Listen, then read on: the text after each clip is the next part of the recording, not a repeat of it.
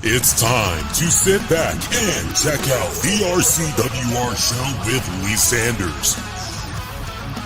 Get fun, in-depth coverage and analysis from the latest in professional wrestling in AEW, WWE, NWA, Impact Wrestling, or the world of entertainment.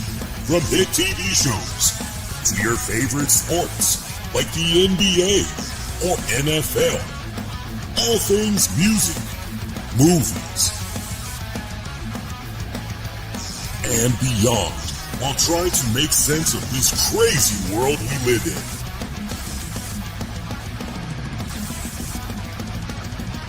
All while keeping it honest, insightful, and interactive since 2011. And now your hosts, live from the nation's capital of Washington, D.C., Lee Sanders.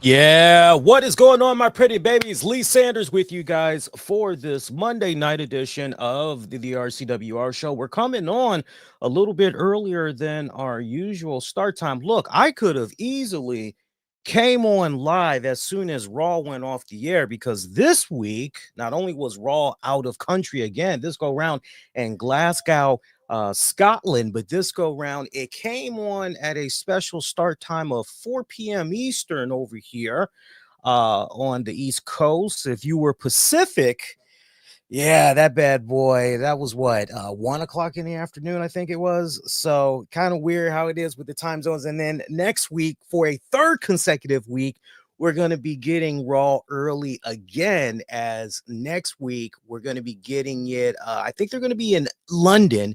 We're going to be getting that Raw episode at 3 p.m. Eastern. So how are you guys managing with these times? Because I mean, when it's all said and done, it's coming on in the afternoon. So just in general, how are you guys? I think not only do I want to hear from you in the comments, but I'm also going to put a poll up asking you guys, how are you managing? Like, are you able to represent and you're checking it out live, maybe while you're at school, maybe while you're at work, maybe you got like an extended lunch break, or is it a case where you're checking it out after the fact? You're checking it out at your usual time, or are you checking it out later? I'm very curious how you guys are operating and everything. But Glasgow, Scotland was the place for Raw this week. You guys can sound off. Let me know what you thought about Monday Night Raw. We do have a poll up on youtube.com/the RCWR show. Click on the community section. Actually, no, it's no longer called the community section. It's called the post section. Post. I like the community section better because it just felt so cool. We also got a poll up on Twitter at the RCWR show. We'll poke our head in there, check out what's going on with the results later on. For anybody that is pushing a Rodecaster Pro, I want to give you guys a friendly tip. If you guys are experiencing any type of audio issues, the number one thing that I recommend you do first, I had to learn this the hard way. I wish it just would have picked up. I would have registered it sooner, but sadly that was not the case. But if you ever experience any audio issues when you're trying to play yourself back or whatever audio and you're not seeing anything is going, do a hard reset on your mixer. That does it every time. And it's sad that it took me almost, oh my God, it felt like maybe a little bit over 10 minutes trying to figure out what was going on. And it seems like the initial people that jumped on the stream live are all kind of coming back. And I appreciate that. Hopefully others will, because I was seeing the numbers go up. I was like, but that's the number one thing that I want you guys to do. If that does not work, then the next thing I want you to do is maybe disconnect your Rodecaster Pro from your computer. So go for that USB port, right? Disconnect it from there. Then maybe try a hard reboot. And anybody that has the Rodecaster Pro knows that there's a cool ass red button that's on the back of it. You can just hold that, and then you get the prompts letting you know, hey, are you sure you want to, turn this off? And you just go ahead, turn it off, wait a few seconds, turn it back on. that does the trick. So, and for those of you curious, I don't know if I'll be getting the Rodecaster Pro. What is it, 2 and up, whatever the latest models that's out right now. Part of me is very interested because I actually reached out to Rode support and I asked them straight up, "Yo, I have a Rodecaster Pro. Would this be compatible with the Rodecaster video that you guys got running around?" It is a really cool piece of software. Let me tell you, when you get a free minute, especially if you're into your tech, your tech gadgets and all that stuff, go out of your way and look up the Rodecaster video. That thing is, I said to my wife, I said, I already know what I want for Christmas. And she just looked at me and goes, "Really? It's freaking March." I'm like, no, like I know, but you always are telling me and encouraging me to let you know early. Well, here you go. And she's like, So I don't know. I think I might be getting that. I don't know. I hope you guys had a fantastic weekend. Mine's pretty good. I really cannot complain too much. I was enjoying spring break, so it was a nice opportunity for me to recharge from classes, take a break, and but at the same time, I'm a little bit concerned because I know for my video production 2 class, which is a hybrid class in the sense of it's combining video production and television production into one. My team, which we recorded all the on-field elements that we needed, on-location elements that we use with a on-field camera, on-location camera. And if they're professional camera that you see reporters running around with, videographers running around with, and everything. We recorded all the footage that we needed to do our opener, which we should have submitted before the spring break, or at least during the spring break. And the person that was delegated to do that, we haven't heard back from them yet. So I am hoping that by the time I go into class tomorrow morning to meet with my team, I'm going to be seeing something. Otherwise, if it hasn't been worked on yet, yeah, you best believe your man is going to be a little bit upset. And 9 times out of 10, I'll probably work on the damn thing myself without letting them know anything. So keep your fingers crossed for your man and hope that everything is going to. But besides having that on my mind, honestly, I've just been kicking back. I've been relaxing, enjoying the spring break. I got the new Apple Watch Series 10. I'll tell you guys about that later on in the show. Look, not much transpired headline news wise, which is a good thing, honestly. So we're going to be in and out on this episode. So besides the talk of wrestling, I hope you guys appreciate a little bit of side banter that we're going to be doing as well to pretty much make up for the show. Pat McAfee back in the house. Remember last week on Raw, it was Corey Graves and Michael Cole. As nice as it was to see Pat McAfee back at the helm, can anybody agree with me on this one? It seemed like Pat McAfee, this week at least, was not an effect whatsoever on the overall presentation of Raw. You would have thought that with Pat being overseas, the energy, like he just would have been into it, but I don't know, maybe I need to play it back. You guys let me know, but he just seemed a little subdued. He didn't seem like his over animated usual self.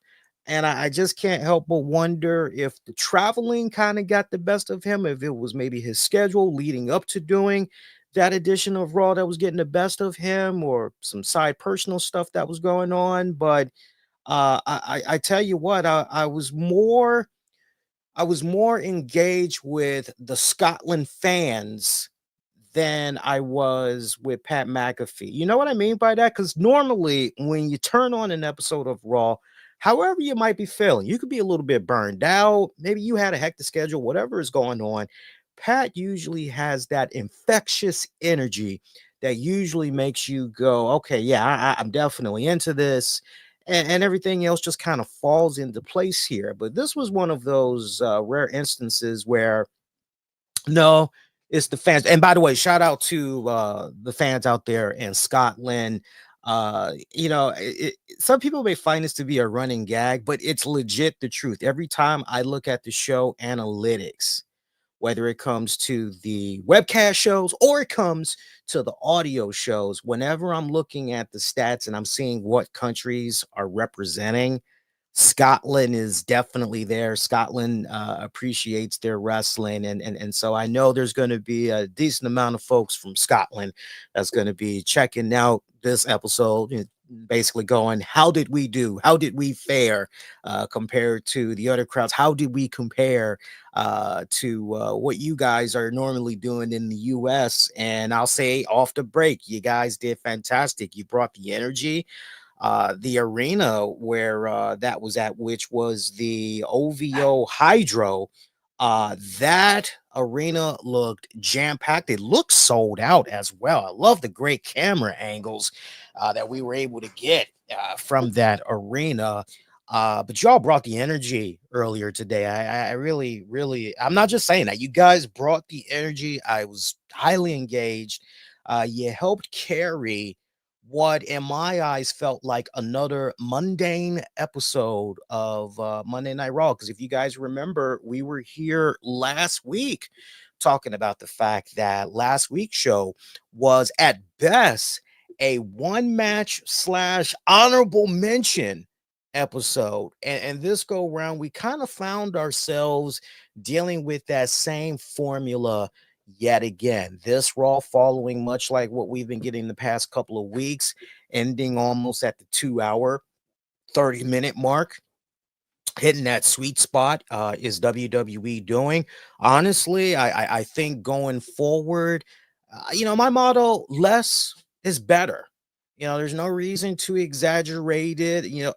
I get it. You want to give the fans that's in attendance, particularly, there's money's worth and everything. I'm all fine for that. But, sometimes you don't always need to go 2.5 hours. Sometimes you can just honestly go a little bit over 2 hours to make your point and then be up out of there. You feel me? You can honestly just roll just like that. So, opening up the show, we had John Cena, Cody Rhodes. Now, I know that as a whole, we as a community were going, man, okay. And look, let's revisit that Cena promo from last week. Can we all be in agreement, those of us that really sat down and scrutinized the hell out of that Cena promo from last week? Can we all admit that promo was dark as hell? Can we just admit that? Because it might have been hard to really, really hone in there on what Cena was saying because of the crowd reactions and everything. And much like what was going on in Scotland here, kind of monkey see, monkey do. Okay, well, that crowd's reacting this way. Okay, well, we got to try to figure out how to match that and or top that. Did the fans Scotland there try to do there. So, but when you really, really, and I would encourage anybody that really did not truly take in that Cena promo, I would highly recommend you sit down and you really play that segment back. Shout out to Mish from Wrestling Soup. He did a phenomenal job, and I don't know if he's going to put it up on his YouTube channel, or maybe if he has it up on the Soup Patreon. But he did a fantastic job in isolating the audio. And when you really, really just, and it has no crowd noises whatsoever, it's just dead silent. It's Cena, that whole promo. When you really, really do it that way, oh my God, it takes that promo to a whole nother level, all said and done. I found myself this week going, okay, especially after what I had said from last week, which was, look, they've got, what was the number I said, fam?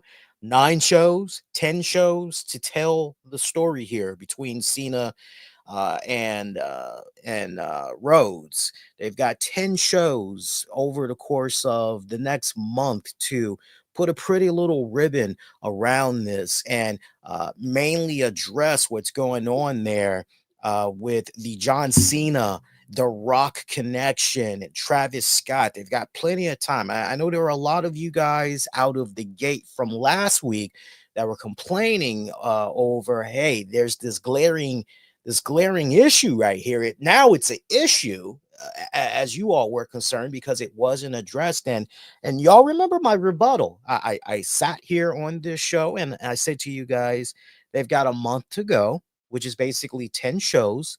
Let's see what they're going to be able to do. Let's see how they string it all together. This is very early. So let's give WWE the benefit of the doubt. And I even said to you guys, yes, it was 2 weeks removed that John Cena was at the Elimination Chamber. They've essentially had 2 weeks to really, let's just continue to see where this goes and everything. I must say, seeing this Cena promo bleeding into another Cody Rhodes confrontation, a little bit lackluster in my personal book, a little bit disappointing, to say the least. So, we got John Cena coming out there. Note the different color tone that he was pushing this go round. Remember, he said, you get no new music, no new theme music. You get no new merch, right? You don't get new colors. You don't get a new attire is what he was saying and everything. Yet John Cena came out there pushing a really cool Scotland version of The Last Time Is Now merch. This was all black. I gotta say, I was looking at that. I'm going, damn, that looks pretty damn. Like I don't. I think I can push that. I'm not gonna lie. I'm looking at that going, I think I can push that. Immediately the John Cena sucks chance. John Cena letting it be known that last week he pretty much had the fans in the palm of his hands, and they ate up everything that he put out there as he ripped him to shreds. He talked about how no one is safe, not even the little kid from last week who he ripped into, some clueless kid who was put on blast, and everybody was talking about it on social media. He even noted that WWE even posted him blasting that kid, and we, the wrestling community, we loved it. Hey, Mikey, he likes it. He likes it. We did. We ate that up because essentially Cena was going out there and he was saying F them kids, right? He's like F everybody, but especially the kids. I'm not about the kids anymore. Like, screw all y'all, like, go to hell. Seriously. Cena, as far as he's concerned, has listened to the lies, the noise for the past 25 years. And at that same time, he's been paying very close attention to the fans.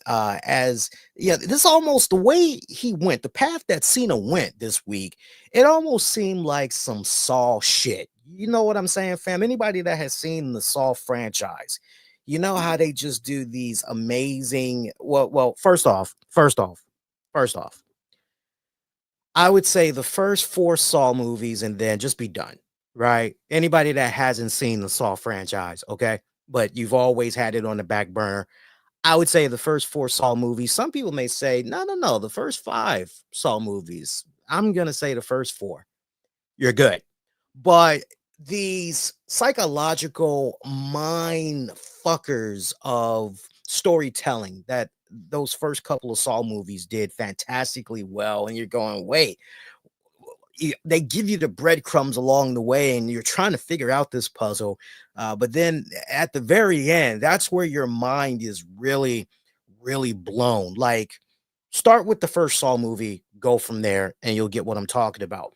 So we've got John Cena, who's revealing that for the past 25 years he's put these breadcrumbs out there as ways of testing the fans, basically. And every single time this test, whatever it's been, has come, the fans have failed it miserably.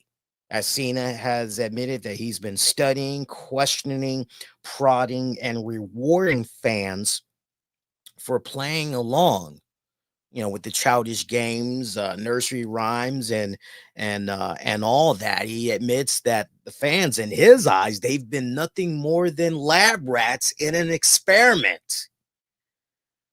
I take it there's been no cheese at the end of that damn tunnel here. And then he lists things that he's done over the years and what he's learned from it. He brings up the biggest one of them all, the infamous spinner belt. The infamous spinner belt. And he goes, if you don't believe me, oh, I love these. I love these watch notifications. He goes, if you don't believe me, just go on. The hell is that? I guess that's my wife coming in here. I can't blow that up anymore. I'm still learning this stuff out. I think that's wifey though. Anyway, the spinner belt. He goes, don't believe me. Yeah, that's the wifey. Girls are already barking. Go on social media and look it up. You'll be able to find the history of the spinner belt very, very easily. Now, I remember, I think we were on the air maybe around that time. I'm trying to think. I don't think we were just yet. I think we weren't on the air for maybe another 3, maybe 4 years when John Cena was doing the Cena spinner belt. As a matter of fact, if you bear with me a second, I can tell you exactly what year that spinner belt had came out there. Yeah, we weren't on the air yet. Yeah, we were. We were years away from the spinner belt. Yeah, it looks like that spinner belt. Hang on here. Oh, the girls barking is like really, really hurting my ears right now. It sounds like release the hounds. Let's see here. Let's ask Siri. Maybe Siri can tell us real quick. But I'm kind of thinking it feels like maybe it was around 2007 to 9 that the spinner belt was out. Hey Siri. Hey, when did the WWE spinner belt come out?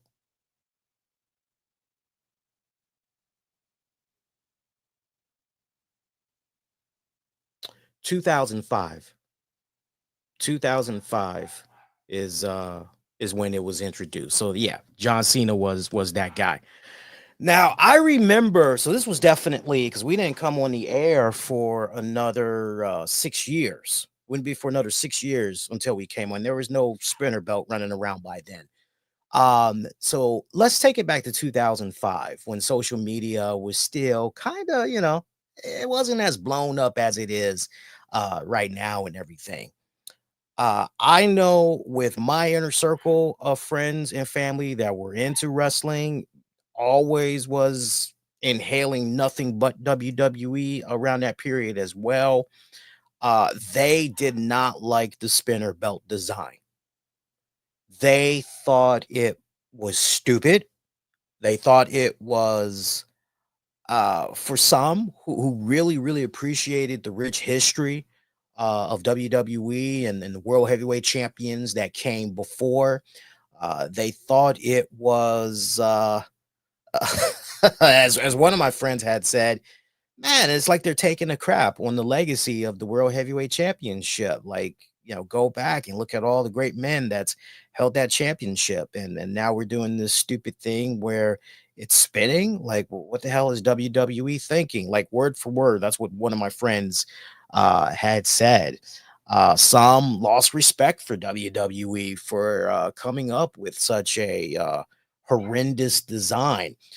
Some thought it was too ghetto, because they thought WWE was leaning a little bit too heavily in the hip hop rap genre and everything, and they just felt okay. That's not really a cool way to go. These aren't my words, right? I'm just telling you how it was, and like that snapshot that I just gave you was essentially the same snapshot that if you came across a wrestling fan and you were talking to them about various things, that definitely was a constant theme. Like the majority of people did not like the spinner belt, right down to the point they had hoped that once John Cena was ultimately defeated for the championship, that it would revert back to. But we had a period there where, if I remember right, Edge, rated R superstar, he had his own little spinner thing that was going on. Um, why do I feel like there was maybe a third man that had a spinner thing going on? I almost kind of feel like maybe, just maybe, CM Punk might have been one of those guys, but I could be totally wrong, because I do remember there was that period where we had the summer of Punk, the WWE's version, Punk and Cena, title versus title there.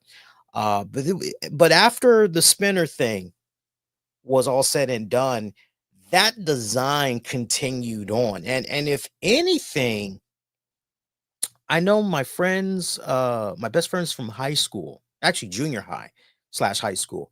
I know me and my best friends, when we initially saw that spinner belt design, we didn't care so much for the spinner design. We cared more about the overall design. We didn't care if you could open the center part and candy came out of it, which would be totally badass. We didn't care anything for that centerpiece. We just looked at it overall and we just said that is the ugliest design that WWE has ever put out. On the one hand, you're looking at it, and if you're going from okay, you want to be outlandish, you really want to stand out, you really want to get people talking, you're looking at it and you're going, boy, that's a lot of bling. That bling is, ooh, man, making my eyes hurt. That is some serious bling. You know, yeah, okay, to a certain degree. But like overall, we did not like the design. We just thought it was too comical. But to John Cena's point in this promo, he was absolutely right when he mentioned that the reactions. Just, if you don't believe him, you haven't checked yet. Just go back on the Wayback Machine, look at some of the things that was being said, and just to kind of give you guys a little bit of a taste on some of the things that was said. This is the AI overview of that spinner design according to Google, and I would imagine if you were to talk to Copilot by Microsoft there, it's probably going to give you, a little bit of the same thing and everything. I would imagine Grok over on Twitter is probably going to say something similar as well. But according to Google's AI overview, when you type in negative comments about the spinner belt, it reads as follows. Some negative comments about the WWE Championship spinner belt include it being seen as a ugly eyesore, which we literally just touched upon, a cheap, tacky toy, or disrespectful to the legacy of the WWE Championship and its former holders. Some also felt it was a dated design created for a specific character and that the design became overdone. And then here's a more detailed breakdown of the criticism's appearance. Many fans found the design to be visually unappealing, describing it as an ugly eyesore or a tacky, cheap toy. Disrespect to legacy. Some felt the spinner belt was disrespectful to the legacy of the WWE Championship and the legends who held it, such as Bret Hart, The Undertaker, and Bruno Sammartino. So, yeah, but yeah, believe it or not, fam, that's how a lot of my friends, family, colleagues. That's how a lot of us had felt way back then. Again, me, I just looked at the overall design and I said that was of all the designs for the World Heavyweight Championship that I have seen over the years. And then when I got older, to go back and look at it past before I was born. I gotta say, as far as like top three horrific designs, that for me, like even when they stopped doing the spinner thing, just overall, the overall design, I just felt, yeah, no, they can do much better. than that. So John Cena definitely hitting the nail on the coffin when he's talking about that and everything. A little bit later on, John Cena talked about how going forward, he is now going to ruin wrestling for every single fan, for every single wrestler, pretty much for everybody. It all starts with him winning his 17th World Heavyweight Championship and create another toy title so he can retire as champion. He brings up the name Ric Flair, talking about how he wants to surpass that record. You know, basically, when you think 17, you think John Cena, and you essentially think about everything that basically John Cena has done. You know, he's basically talking about erasing a significant part of history there. And you know, look, not for nothing, but I'm sure there's a decent amount of fans that's out there that's probably going, okay, you're gonna erase Ric Flair. Hey, considering all the bad stuff that's been happening with this guy in the news over the years, hey, we welcome that. Go ahead, do number 17. Go for it, right? I can't wait to hear Ric Flair's rebuttal there because you know he's always got to somehow work himself into the mix and everything. But John Cena laying it out perfectly clear that he's gonna go to WrestleMania, win his 17th World Heavyweight Championship, retire, retire with that belt, forcing WWE's hand to create a whole new championship because he's going to be sitting his ass at home with that title. He's going to be done. He is going to be done. So laying it out there, cue up Cody Rhodes to come out, interrupt what Cena's putting out there. Rhodes talks about how he thinks he may have made a mistake last week and letting Cena know, look, if you bring this Cena to WrestleMania, I'm going to eat that version alive. But now he's second guessing himself and is wondering if maybe, just maybe, the version that he sees of Cena in front of him is perhaps the most deadliest Cena of them all. Rhodes also points out that, yo, you know, you're talking about taking the title, you know, winning it for the 17th time and taking it home and retiring it. Like, well, first things first, dog. Don't you gotta beat me in order to accomplish all that? Like, seriously. And he puts a challenge out there for Cena to try to go ahead, take it from him right then and there on the spot. Cena tucking his tail in between his legs, walks away. Yeah, some interesting stuff that we got going on here between Cena and Cody Rhodes. Uh Before Cena was able to walk away totally, Rhodes called him out and pretty much told him, listen to the crowd. You know, you're gonna be walking away you just as you are right now. Like, remember this, because when we get to WrestleMania, I promise you, you're gonna be walking now just like you're leaving this ring right now. You're gonna be leaving empty-handed and away from the WWE because I'm definitely retiring you early. So, a little bit of rinse repeat here from last week. So, a couple of things about this promo. This was definitely one of your main meat and potatoes for tonight. This is why we're going on and on and on about it and everything. But here's the thing. Here's the thing. Was this segment needed? No.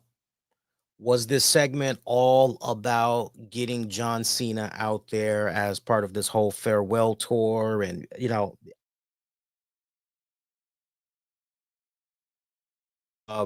was this all about from a monetization standpoint for WWE and basically getting Cena out there? Yes, yes, check, check, check, check, check. So let's really look at the substance of this promo for what it was worth. Uh did it match up to what we got last week? In some areas, yes. Was this segment needed? No. We could have gone without it. We could have went with highlights being shown from last week, quite honestly. I think that would have been more of a better package, a better presentation in highlighting the exchange last week, and then following up what happened with the with a poor little kid being destroyed on social media. That probably would have been more of a nice little recap than what we got here between Cena and Rhodes. One big glaring issue that still has not been addressed, and we still have a little bit less than a month to go of storytelling. Maybe they will get there, but I haven't heard anybody going in the direction that I'm about to go into, which I think when you take a step back and you really think about it, y'all might be in agreement with me here. But we still have not addressed the Cena Rock alliance and why Cody Rhodes is not bringing that up. At least a subtle, I think I'm starting to understand now why you defected over to The Rock, right? At least mention that in passing. We didn't even get that from Cody. We didn't even get Cody acknowledging what happened there with Travis Scott and saying, Travis Scott, next time you're in this ring, son, best believe all bets are off. I got a receipt for you. Big time. Like, we didn't even get any of that. Now, again, we still got a couple of weeks to go, but just the fact that some weeks have passed and we've seen these guys out here, and it's pretty much, look, dark promo last week, that was good. Mission accomplished. Very good. The follow-up to this, you can just feel that there is great resistance. You know what I'm saying? When I say that there is great resistance, you just feel as though, well, wait a minute here. We know what Cody is capable of on the microphone. He can hang with the best of them. We definitely know what John Cena is capable of. For Christ's sake, if you go on YouTube right now on WWE's channel that they posted 2 years ago, there is 30 minutes of John Cena destroying people on the microphone. A 30-minute joint of John Cena destroying people just on the mic. And that's on WWE's channel. Go look that up, okay? So we know what Cena is capable of. In the fact that we have not, and again, and I hate to keep saying this like a broken record, but you could make the argument, oh, well, maybe they're saving the very, very best as we get more closer and closer. Well, look, man, before you know it, WrestleMania is going to be here. And like just a blink of an eye, WrestleMania. And then it's like, well, wait a minute. This is what we. So on the one hand, you appreciate the fact, right, that it's not a baby face versus a baby face, because that would just be dull as hell. It really, really would. So the fact that Cena has gone the route that he's gone is great. But what do we as a society always love when it comes to our storytelling, especially when we get a bad guy? We want to know that backstory. What made this person go the route that they did? We want to try and understand their inner workings. What led them to become the person that we see in front of them? For anybody that was a big fan of the Walking Dead franchise, Negan is a prime example of that, played brilliantly by Jeffrey Dean Morgan. We want to understand that backstory. What made him this way? Why does he look at the world the way that he does? And can he somehow be redeemable? Right. That's the other thing that we like when we look at our bad guys, when we look at a tragic character specifically, right? We like that backstory. And the fact that WWE continues to not even acknowledge The Rock's turn and more specifically his connection to The Rock, it is a glaring issue that suggests to me, and I'm going to go out there and I'm going to go on the record about this, because I haven't heard anybody else talk about this specific angle. It suggests to me a couple of things.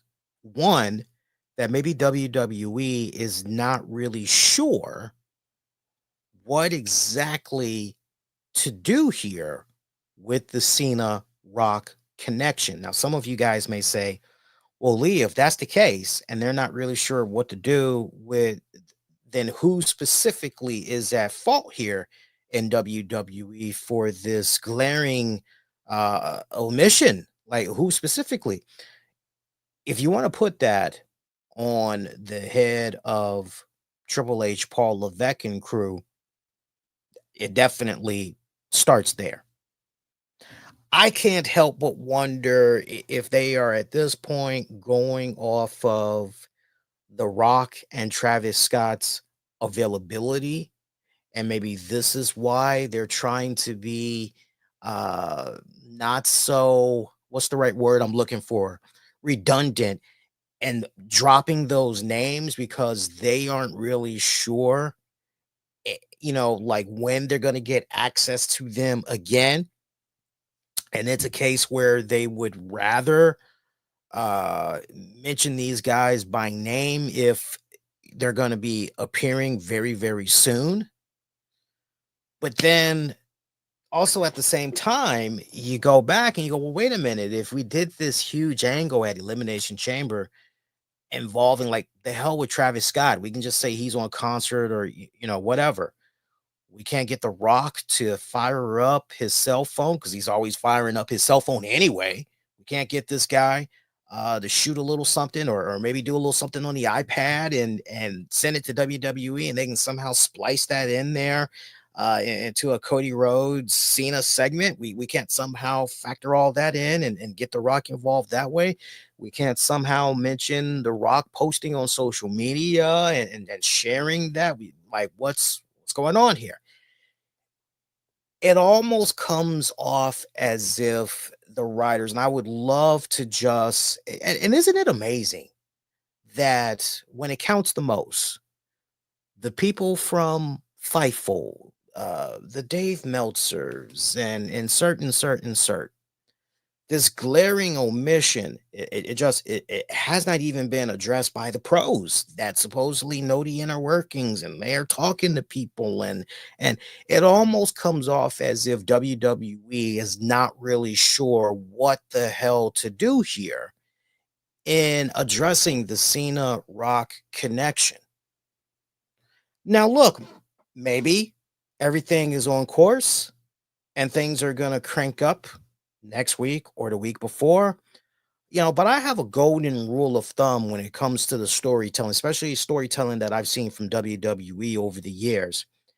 If by week 4, which basically gives you a whole month of storytelling, if we haven't hit those key milestones of storytelling within a month, then it's safe to say, nah, this is pretty much as good as it's going to get. And I don't know about you all, but for me personally, I'm starting to get a little bit concerned here about this arc, because it almost kind of feels like, yeah, now we're kind of, excuse me, now we're kind of backpedaling a little bit.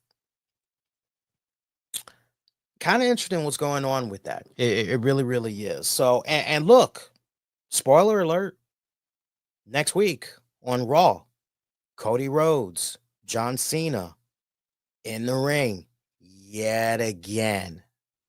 My challenge to WWE, because I know that there are some talents and others that make their rounds checking out what different podcasters have to say and all of that, and off and on over the years we've been under WWE's radar. That's not me saying that just to sound good. I remember there was one year WWE actually reached out to me through private messaging on social media, and they said, hey, we would like for you to check out the Battleground pay-per-view. It was their first annual event. They said, hey, we want for you to check it out and everything, and then talk about it. And I was like, hey, okay, all right, cool. I still have the video. If anybody doubts me on that, I actually still have the video where WWE reached out and all of that. They were doing it to just a few people on online, just at random. And far as I know, it wasn't anything where, hey, put out the hashtag, follow us, like us, retweet. It was none of that garbage from what I remember way back when. But if I can have the ear of somebody there in WWE, I am going to say this, which is, look, you're going to have John Cena and Rhodes out there again, mic battle for a third week in a row, a third Monday in a row. I promise you, I promise you, if you deliver the same stuff that you've been doing these past 3 weeks, with the exception of Cena explaining what he explained and destroying the little kid, like that was a dark ass heavy promo. It was a heavy ass promo. Good stuff. But past that, when it comes to just Cena and Rhodes together dueling, if you go into the next Monday Night Raw with this same blueprint, fans are going to destroy it. Fans are going to destroy it. Podcasters are going to destroy it. Now you got to add more sizzle. You got to add more substance to it.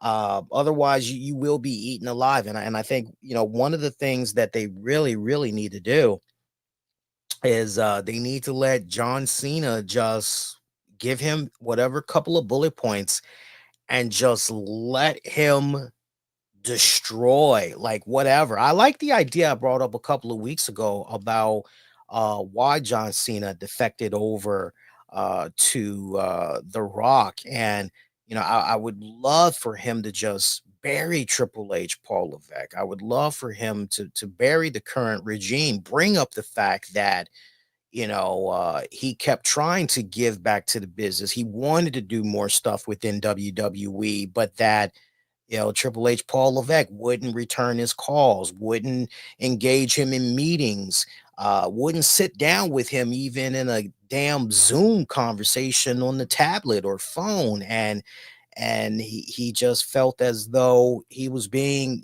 pushed out. He could bring out the fact that the old man always knew how to take care of me. Vince McMahon, like the old man, he always knew how to take care of me. But ever since Triple H came in the power, he's been focused on building his own legacy, his own guys. And he looks at me as a blemish on the past. He looks at me as a shit stain on a certain period of the WWE because of everything that's happened with Vince, outside of this company. Hey, I ain't got nothing to do with that, but this company wouldn't be where it is right now if it wasn't for my blood, my sweat, my tears, my sacrifice.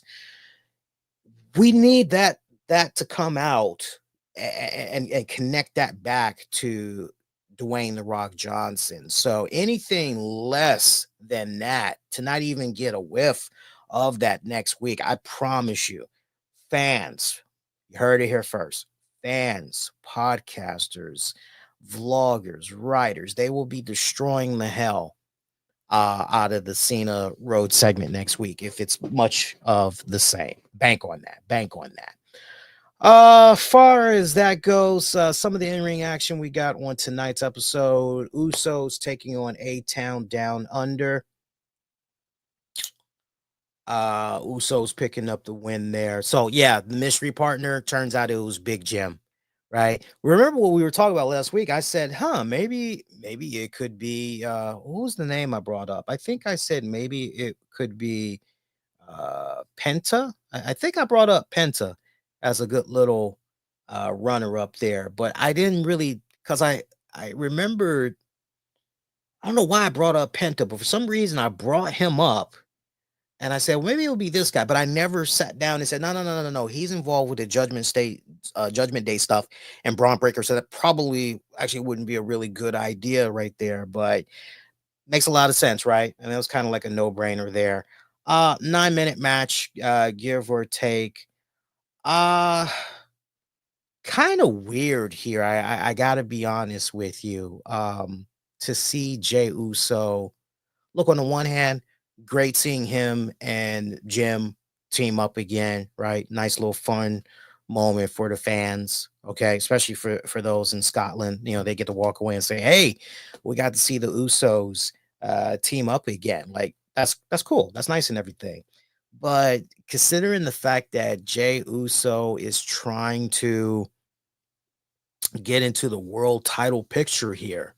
You know, I gotta say I'm not really liking what's going on here with Jay's build up going into WrestleMania. At least that's how I felt when I was looking at things right here. Later on in the night, it was great. By the way, post match somehow out of nowhere, Gunther, he just appeared and he was just wrecking havoc left and right there. Um, he was getting in some good hits on Jey Uso. Jimmy manages to clear the ring, get Gunther out of there. Later on in the night, the brothers are talking, and uh, Jimmy tells him, look, you're not going to be able to beat Gunther, at least not this version. You need the bloodline, Jey Uso, the right hand man, Jey Uso. You need the main event, Jey Uso. That is the version you need to go into WrestleMania and beat Gunther.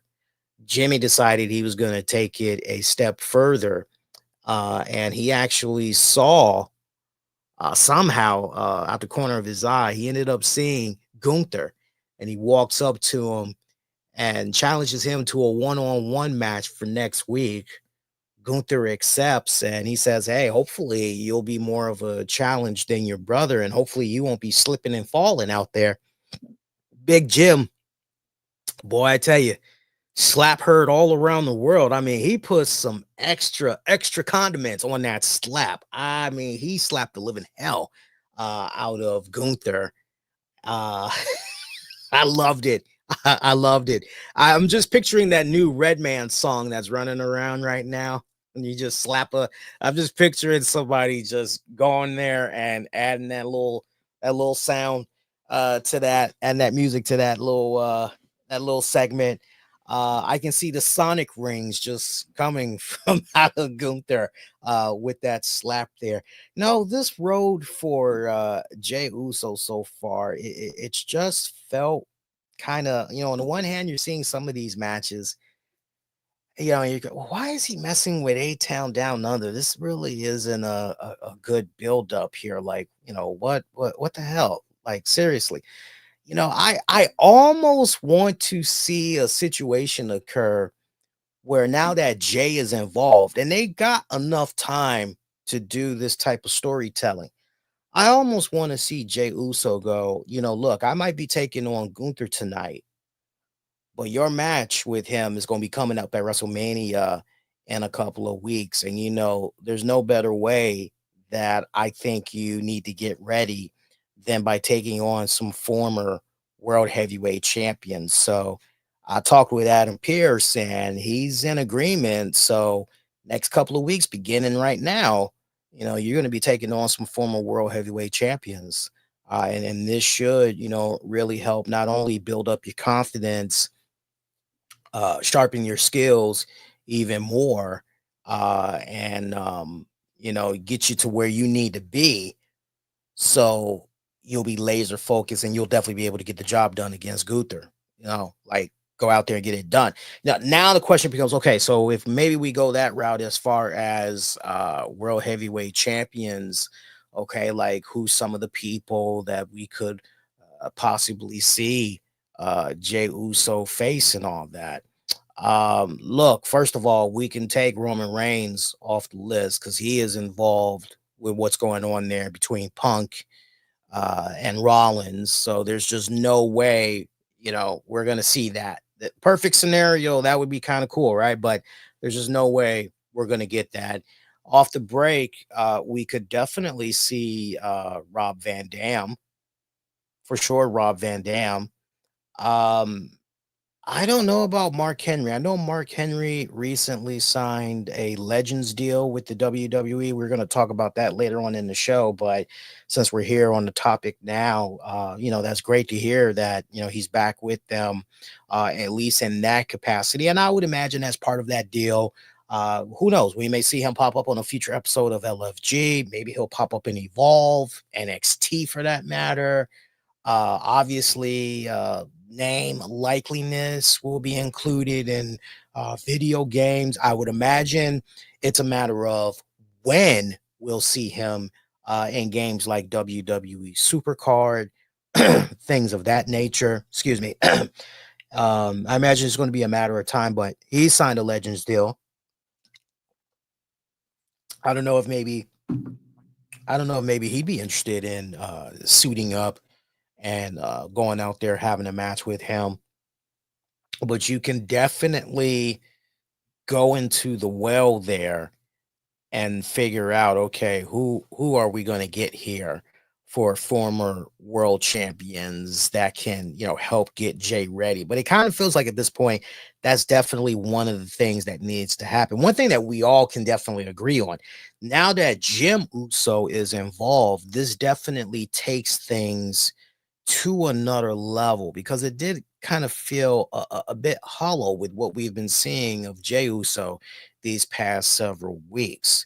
And I would imagine they're probably going to go into the old bag of playbook tricks, and they're probably going to dig up Rocky 4 and just have Gunther destroy the living hell out of Big Jim, and force Jey Uso to really take it to that next level. Because remember what Gunther said, and he's been a man of his word these past several weeks.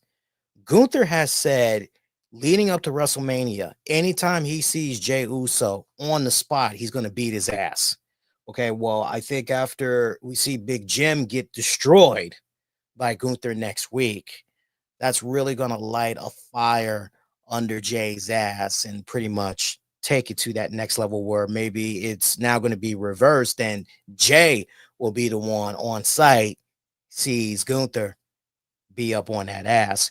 Women's Intercontinental Championship match, Lyra Valkyria retaining against Raquel Rodriguez. Almost a 10-minute match here. Nice little match, small versus big.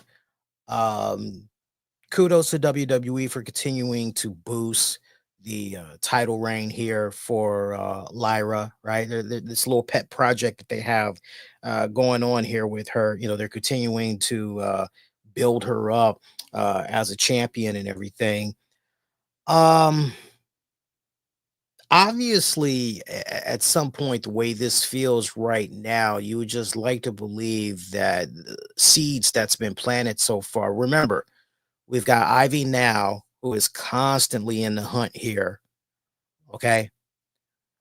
We know that the Raquel Liv Morgan connection, like you would like to believe that at some point Liv and Lyra are going to lock up, and that's going to be the real telling story right there, because if Liv gets the title off of Lyra, that kind of sends a message to me that WWE is essentially going, okay, this little pet project of Lyra, it isn't quite working out, so maybe let's go in a different direction.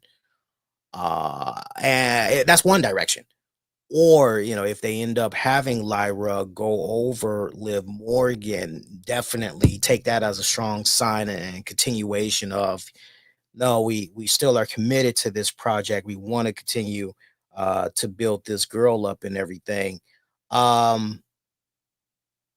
I gotta say, thinking about when I saw Zoe Stark and Lyra going at it, I enjoyed Lyra and Zoe more than seeing Lyra and Raquel going at it here. But that's just me. Post match, Liv Morgan goes in there, but Bailey comes in there for the save. So obviously, gonna maybe see some type of a tag match with Lyra, Bailey, against the Judgment Day girls and all that. See what's going on. Let's see. Dragon Lee versus El Grande Americano. So once again, we've got Chad Gable leading up to this match. Chad Gable, no, I am not that Max figure. El Grande Americano. No, I'm not him. I can't wrestle. I'm sick. Blah blah blah blah blah. And somehow Americano's name is brought up as, hey, why not take that guy on, right? So, and apparently Chad Gable had a doctor's note, which officially said he was not allowed to wrestle. So kind of interesting what was going on there. But anyway, Dragon Lee taking on El Grande Americano. Americano picking up the win. Good match, actually. Really, really good match. Both guys here really working their ass off. I'm liking this Americano stuff. It's I'm seeing enough stuff that's there that if they wanted to go the comedic route down the line, like I can see some hilarious stuff going on there with all of that. CM Punk was in the house, pretty much his promo in a nutshell. Look, I wanted to win the Royal Rumble so I could main event WrestleMania, get a shot at the World Heavyweight Championship. And, sadly, didn't work out. Then go to Elimination Chamber. Seth Rollins screwed me out of, and apparently I now have a match at WrestleMania. But, is this really what I want? Am I getting what I want here? Or, or what's going on here? Right. So kind of interesting what he's saying here with, his way of words. He also says that he works with children. So it's funny too, because the Scotland crowd, when they heard that line, you heard a couple of people go, "Oh," it's kind of like, "Oh, that thing, that AEW thing," right?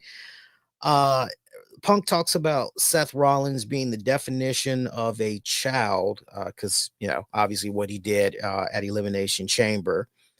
And then he talks about Roman Reigns, and basically the reality is, uh, when it comes to his wise man, Paul Heyman, the wise man doesn't just belong to Roman Reigns.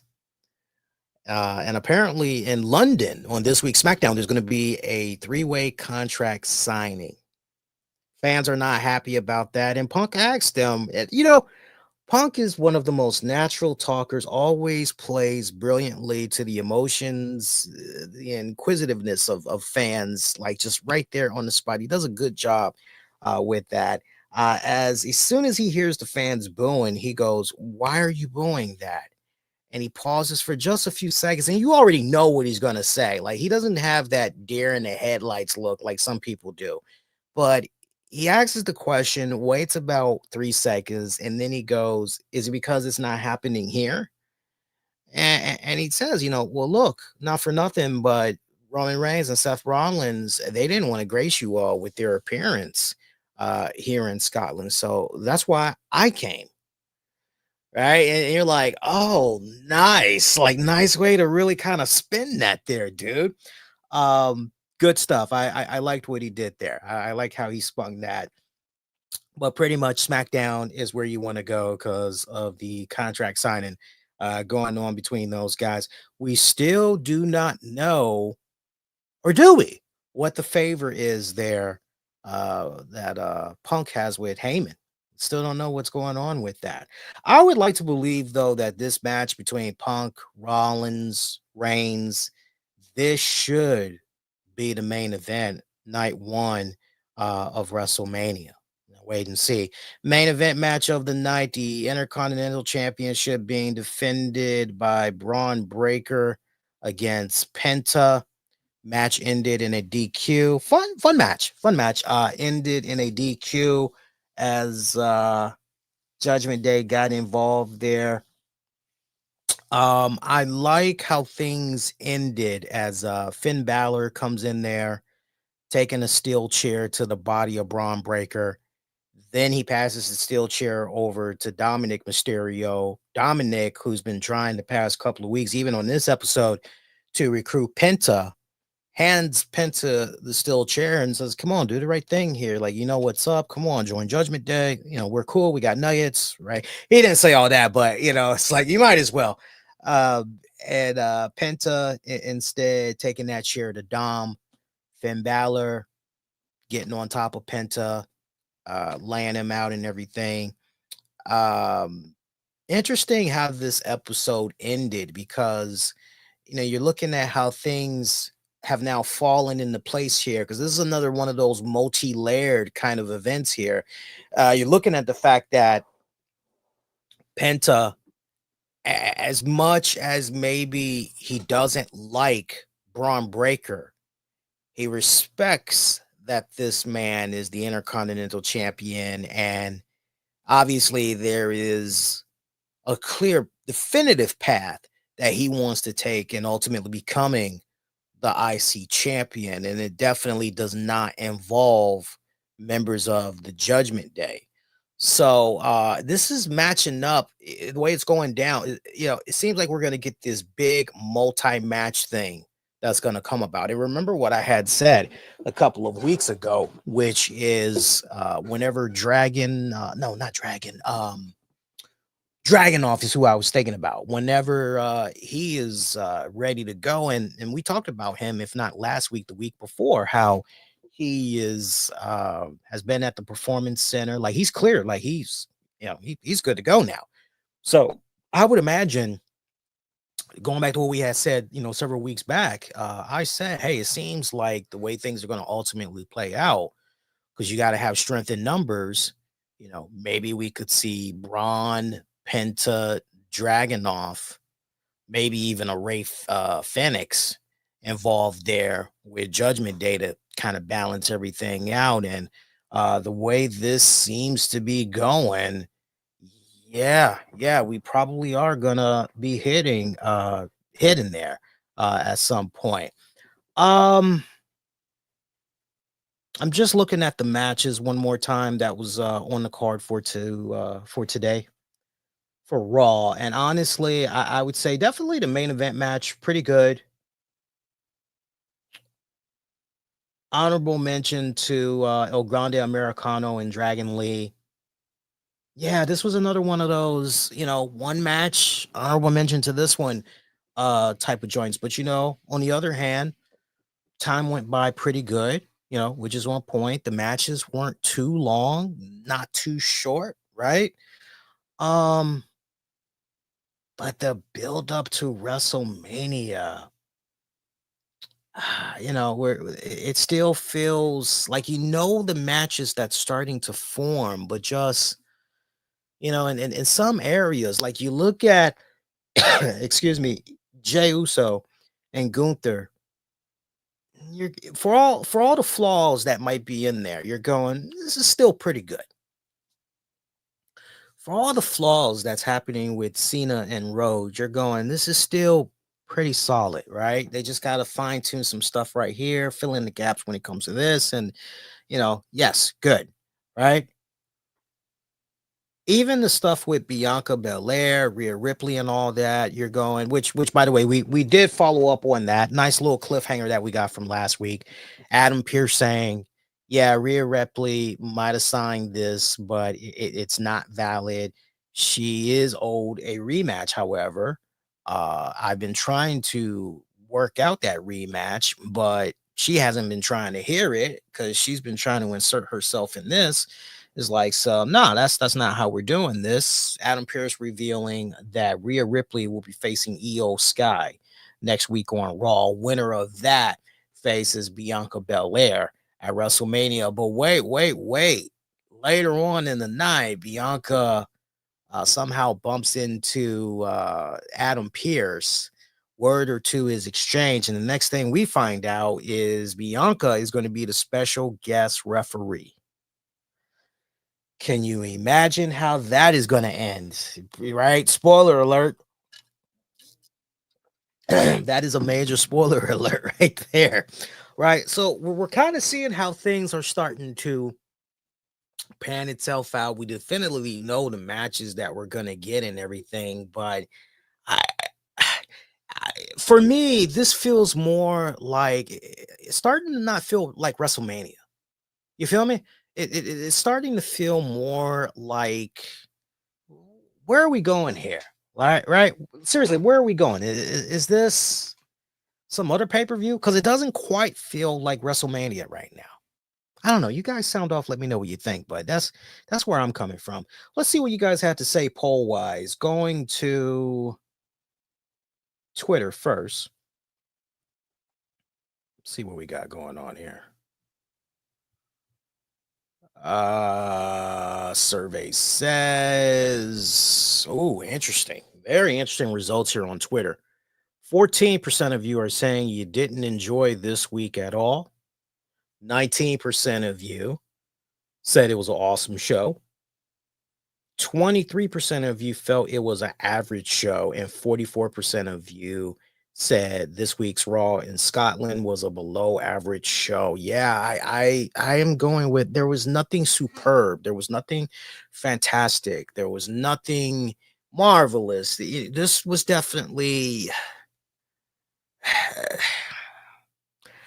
I don't want to say below average, but it's pretty damn close. It's definitely pretty damn close.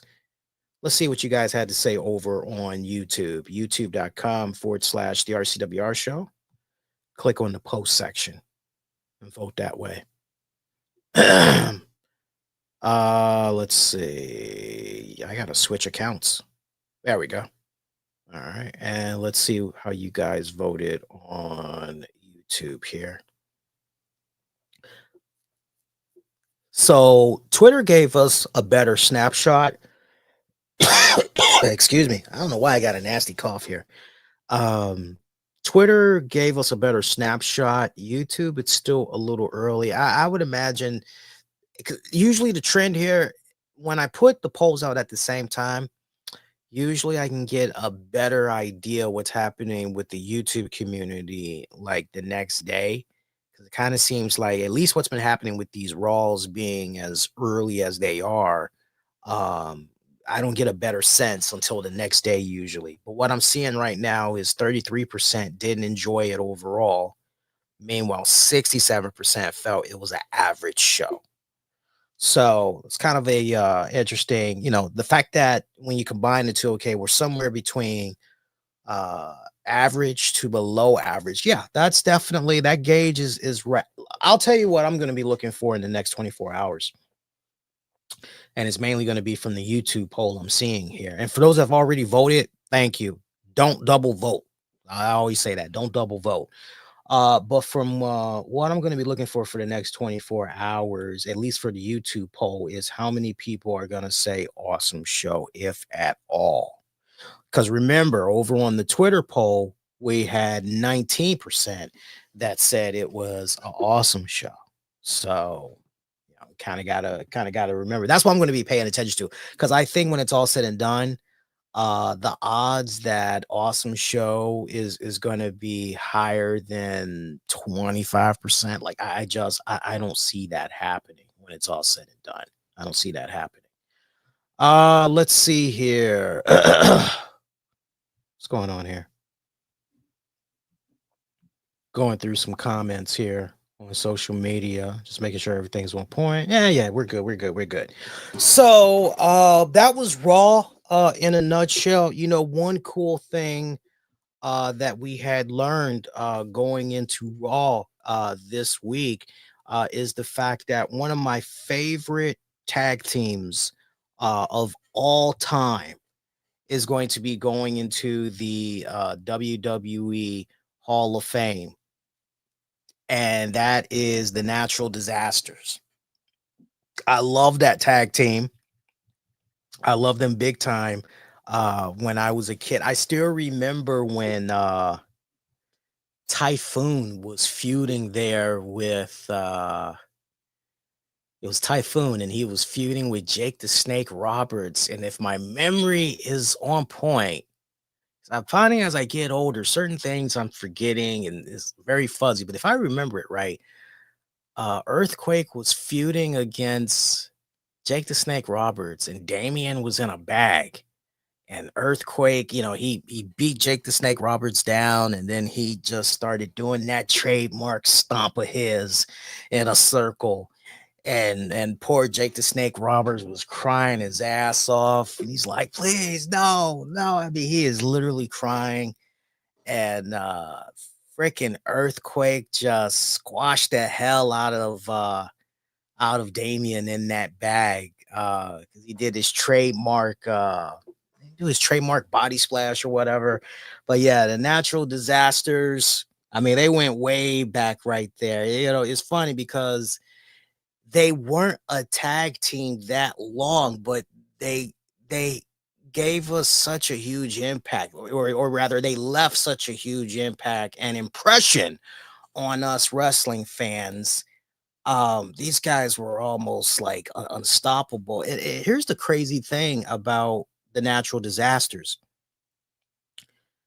These guys weren't even a tag team that long. Remember, if you know your wrestling, they debuted in 91 and they were only a team for like barely 2 years. If even that, if even that, it might have been like a year and a half plus, right?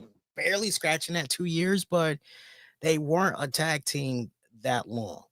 Okay. So Earthquake, Typhoon, the fact that they're going in this way, I really, really dig it. I really, really dig it. It makes more sense to see these guys go in as a tag team while at the same time acknowledging what they did in their respected singles career and all that. Um, you know, you can knock that out, but you can mainly knock out what they did as a tag team as well. I love me some freaking Earthquake though. Earthquake, John Tenta, that was my guy. That was my guy. I loved him. I mean, he played a bad guy so well. And to hear the stories afterwards, you know, because I didn't learn about it until he passed. You know, he was actually a very kind, very sweet man, very respectful, always calling people sir, ma'am, and you know, nobody had anything negative to say about this man. You know, like he just knew how to play that bad guy so well. And let's not forget, in regards to Earthquake, let's not forget he began his career before wrestling. He started off doing sumo wrestling. It all started with sumo wrestling, and he was pretty damn good at it. And then eventually he transitioned into All Japan Pro Wrestling for a couple of years, and then was doing his thing in the WWF for a little bit. Um, Talk about a career that was cut so short, man. Cancer, bladder cancer, getting the best of him and everything. Um, Kind of sucks. Kind of sucks there. I remember his tenure in WCW. What was that, of Doom? I still remember that crap there. Um, lot of fond memories. I remember his brief return there to the WWE in the late 90s and then again in the early 2000s. It just it wasn't the same. It just wasn't the same. He tried going back to All Japan. Um by the time you got to him returning at All Japan, you could just tell something was off about him because he had lost a significant amount of weight. Um, just looked like, whoa, what the hell's going on? You know, almost looked unrecognizable. Almost looked unrecognizable, and now you know why. You know, because right around that period is it was already doing its thing. The cancer, unfortunately, taken away from us way, way too soon. Now, a lot of people may not know this, but Typhoon has been alive this whole time. So I don't want people getting the impression, oh man, two dead guys going into the Hall of Fame. No, no, no, no, no. Typhoon is still alive. So it's going to be great, you know, because the two of them, they were the best of friends. So it's going to be really cool hearing Typhoon Fred Ottman, you know, tell some really cool stories. He's definitely going to be the one to do most of the talking, I would imagine, on behalf of the natural disasters. I would imagine Earthquake's family, you know, they're definitely going to say a little something as well. But I kind of feel that it's mainly going to be all on Typhoon here, aka Tugboat. and it's mainly going to be on him that's going to be doing most of the talking and everything. I wonder if Shockmaster is going to be brought up. I can't help but wonder if Shockmaster is going to be brought up.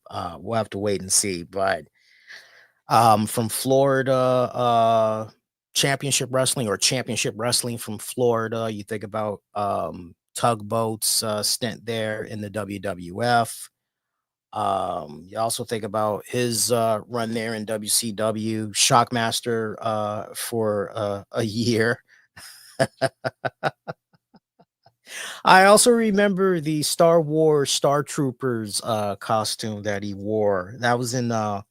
That was in WCW.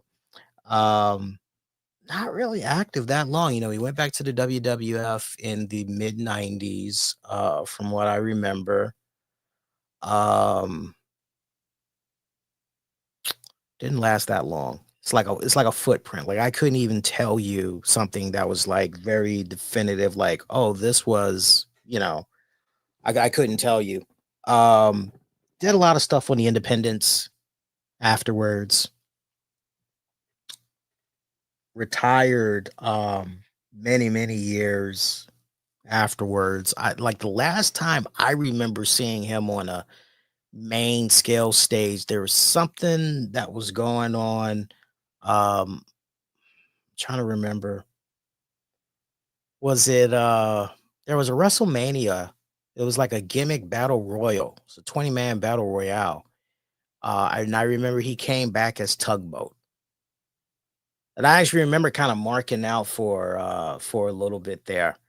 It was like, hey, Tugboat's back. You know, I kind of remember that, but that's going to be a good film moment. There's the stories that could potentially be told and all that. So we've got the natural disasters. Who else we got? We got Triple H, Paul Levesque. We've got Lex Luger. We've got Michelle McCool. One of these is not quite like the other. One of these doesn't belong. How to excuse me. I don't know what's going on with this cough. Kind of weird. I don't see. Riddle me this. How does Michelle McCool go into the WWE Hall of Fame before Miss Elizabeth? How does Michelle McCool go into the WWE Hall of Fame before Jazz? I'll tell you how. The Undertaker. I'll tell you how. The Undertaker. That just. She had a couple of good matches, a couple of good feuds, but just looking at the overall. And you know me, guys. I'm the most level-headed. I call it right down the middle as I see it. You know, I'm always very optimistic, maybe too optimistic for some people, but I'm the most level-headed person that's in there. But anytime you've got me saying, I don't quite know about that one, Tim, that's not good, because I could sit down here freestyling for like 5 minutes and come up with names of other women that definitely are WWE Hall of Fame bound and should be going in before Michelle McCool. Facts. So that right there is just yeah. Lex Luger, I'm hoping Sting will do the honors. I'm really hoping that Sting will do the honors. Two of them have been friends for such a long time. I really hope that Tony Khan does not get in between that, and something can be worked out between AEW and WWE, whether that be WWE plugs AEW's All In event. You know, hey, we want to give a special thanks to AEW for, you know, working with us to, you know, bring Sting or whatever, you know, something of an acknowledgement or whatever. But The only way I don't see Sting doing the honors is if Tony Khan is that hell bent. Because remember, Sting is under basically a Legends deal of his own with AEW. So the only way I see Sting not being allowed to do that appearance, do the honors there for his best friend, is if Tony Khan gets involved and like, nope, not happening. So I don't see Tony Khan doing that though. I see him totally understanding and like when you think about where the Hall of Fame is going to air, this is one of those cases where it's only going to be streaming shit on Peacock, right? Yeah, it should just be streaming on Peacock. So you have to have, right? This isn't one of those, all right, it's going to be on pay-per-view. We're going to be showcasing it on social media and people are right. It's not one of those, it's not an pay-per-view, it's not one of those type of deals. So I'd be shocked to hear Tony Khan getting in the way of this. I personally would. Definitely want to extend heartfelt condolences, thoughts, prayers to the family, colleagues, all around the world for businessman, minister, author, boxer, father, husband, George Foreman. George Foreman passing away on March 21st at the age of 76. Boy, that was Big George. Big George. That's what they called him. Big George. Man, two-time world heavyweight champion, boxing champion, Olympic gold medalist. The man responsible for gifting us with the George Foreman grill. Man, let me tell you something. I remember when the George Foreman grill first came out. It was in the early 1990s, right? Definitely before 95. I remember the infomercials that was running around back then because I was very big on infomercials when I was a kid and like nothing was on. And back then, I mean, compared to what's happening in today's entertainment culture, you can normally flip on the TV any time of the day and you'll always catch some type of an infomercial on. But I remember back in the 80s, definitely going into the 90s, early 2000s, infomercials was the main thing late night because, regular programming, like that was it. Once you got past rerun episodes of maybe Good Times, All in the Family, The Odd Couple, all you would get was infomercials for about 3, maybe 4 hours. And then regular programming would pick up by around 5, maybe 6 o'clock in the morning. Things would start off with your local news or whatever. Now that's obviously in today's modern times, that's changed drastically. But I remember way back then, if they weren't showing Dionne Warwick's psychic network, okay, then they were showing the George Foreman grill. If they weren't showing the George Foreman grill, then they were showing some Time Life joint where you could relive some of the best moments of music from the 60s, 70s, soft rock or whatever it was that they were promoting with Time Life. And the George Foreman grill, I remember one of the first times I saw the infomercial for that, I said, wow, this looks really, really cool. This looks really promising. I gotta have one of those. And I remember saying to my mom, I said, can we get a George Foreman grill? And she's like, what the hell is that?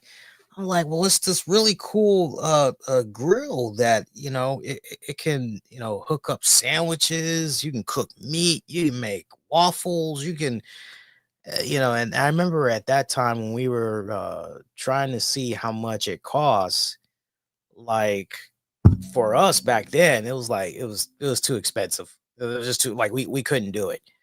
So you can imagine how delighted I was when I would go over a friend's house, okay, and they had the George Foreman grill.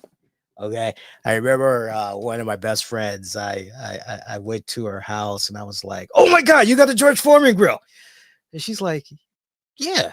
Like, no, that's cool. Like, it's like I love George Foreman. Like, what have you guys made on it so far? You're like, and she's like, "Oh, well, we did. We did a grilled cheese. Like, did you do a cheeseburger yet?" She's like, "No, I haven't done a cheeseburger yet." Like, well, you got any ground beef? She's like, "No." You're like, well, let's go to the store. Let's get some ground beef. Let's make some burgers tonight. And I remember how excited I was, and I was just making the burgers. True story. I was making the burgers. And that George Foreman grill, that thing could do it all. And I remember the annoying little white little piece of plastic. It was like this overall, you know, tray that you would put at the end of the grill, because anytime you were making burgers or you were doing chicken or fish or whatever, there would be a little bit of that grease residue that would drip out. And the way it was designed, it was kind of like a slider. The way it was built, it was kind of like a little sliding hill, the way the Foreman grill was built. And so you would have all this grease that would drip down, and they had the common sense to put this little, tiny little tray right there to catch all of that grease. And you're like, oh, yeah, cool. And I'm going on and on and on about this because George Foreman sold a shit ton of grills, a shit ton of grills. I mean, in the millions, in the 100 millions, he sold grills. And you guys got to understand, back then, it was very seldom did you have a really cool, innovative design, a household design at that could basically revolutionize the entire industry and change the way people uh, go about how they interact with the most simplistic things. In this case, how people are cooking in the kitchen. I mean, it was smart marketing. What they did here, and true story. I want to make sure, and we're going on and on about this because this links back to wrestling. Now, there are many lies. There are many lies that Hulk Hogan has told, but this one is actually the truth. And George Foreman pretty much confirmed it. Hulk Hogan had a chance at the George Foreman grill. So just imagine a alternate universe where it's the Hulkster grill or the Hulk Hogan grill. Like just imagine, right? And back then, Hogan, God, Lord only knows what he had his name whored out to back then, and everything just it really wasn't generating money and all that. And so his agent or whoever, hey, look, there's this really cool invention, there's this grill. They gave him the gist, and Hogan was like, yeah, no, I'm good. And I don't know if he was like the first person that the people had approached and said, look, would you be, but eventually it went to George Foreman. And George Foreman, he really loved the concept. And this was a case where it was like, yo, what do you say? Would you be up for, loaning your name to this and then really helping sell? And the rest is pretty much history. This was created by a guy that lived in my stomping grounds of Illinois. And the original intent was to create an indoor grill that could cook whatever you were trying to cook on both sides, right? That's how it pretty much started off and everything. And he had in mind, the inventor, he had in mind, okay, look at all that grease that's in, fish, burgers, chicken, whatever. Not so much fish, but you get the gist.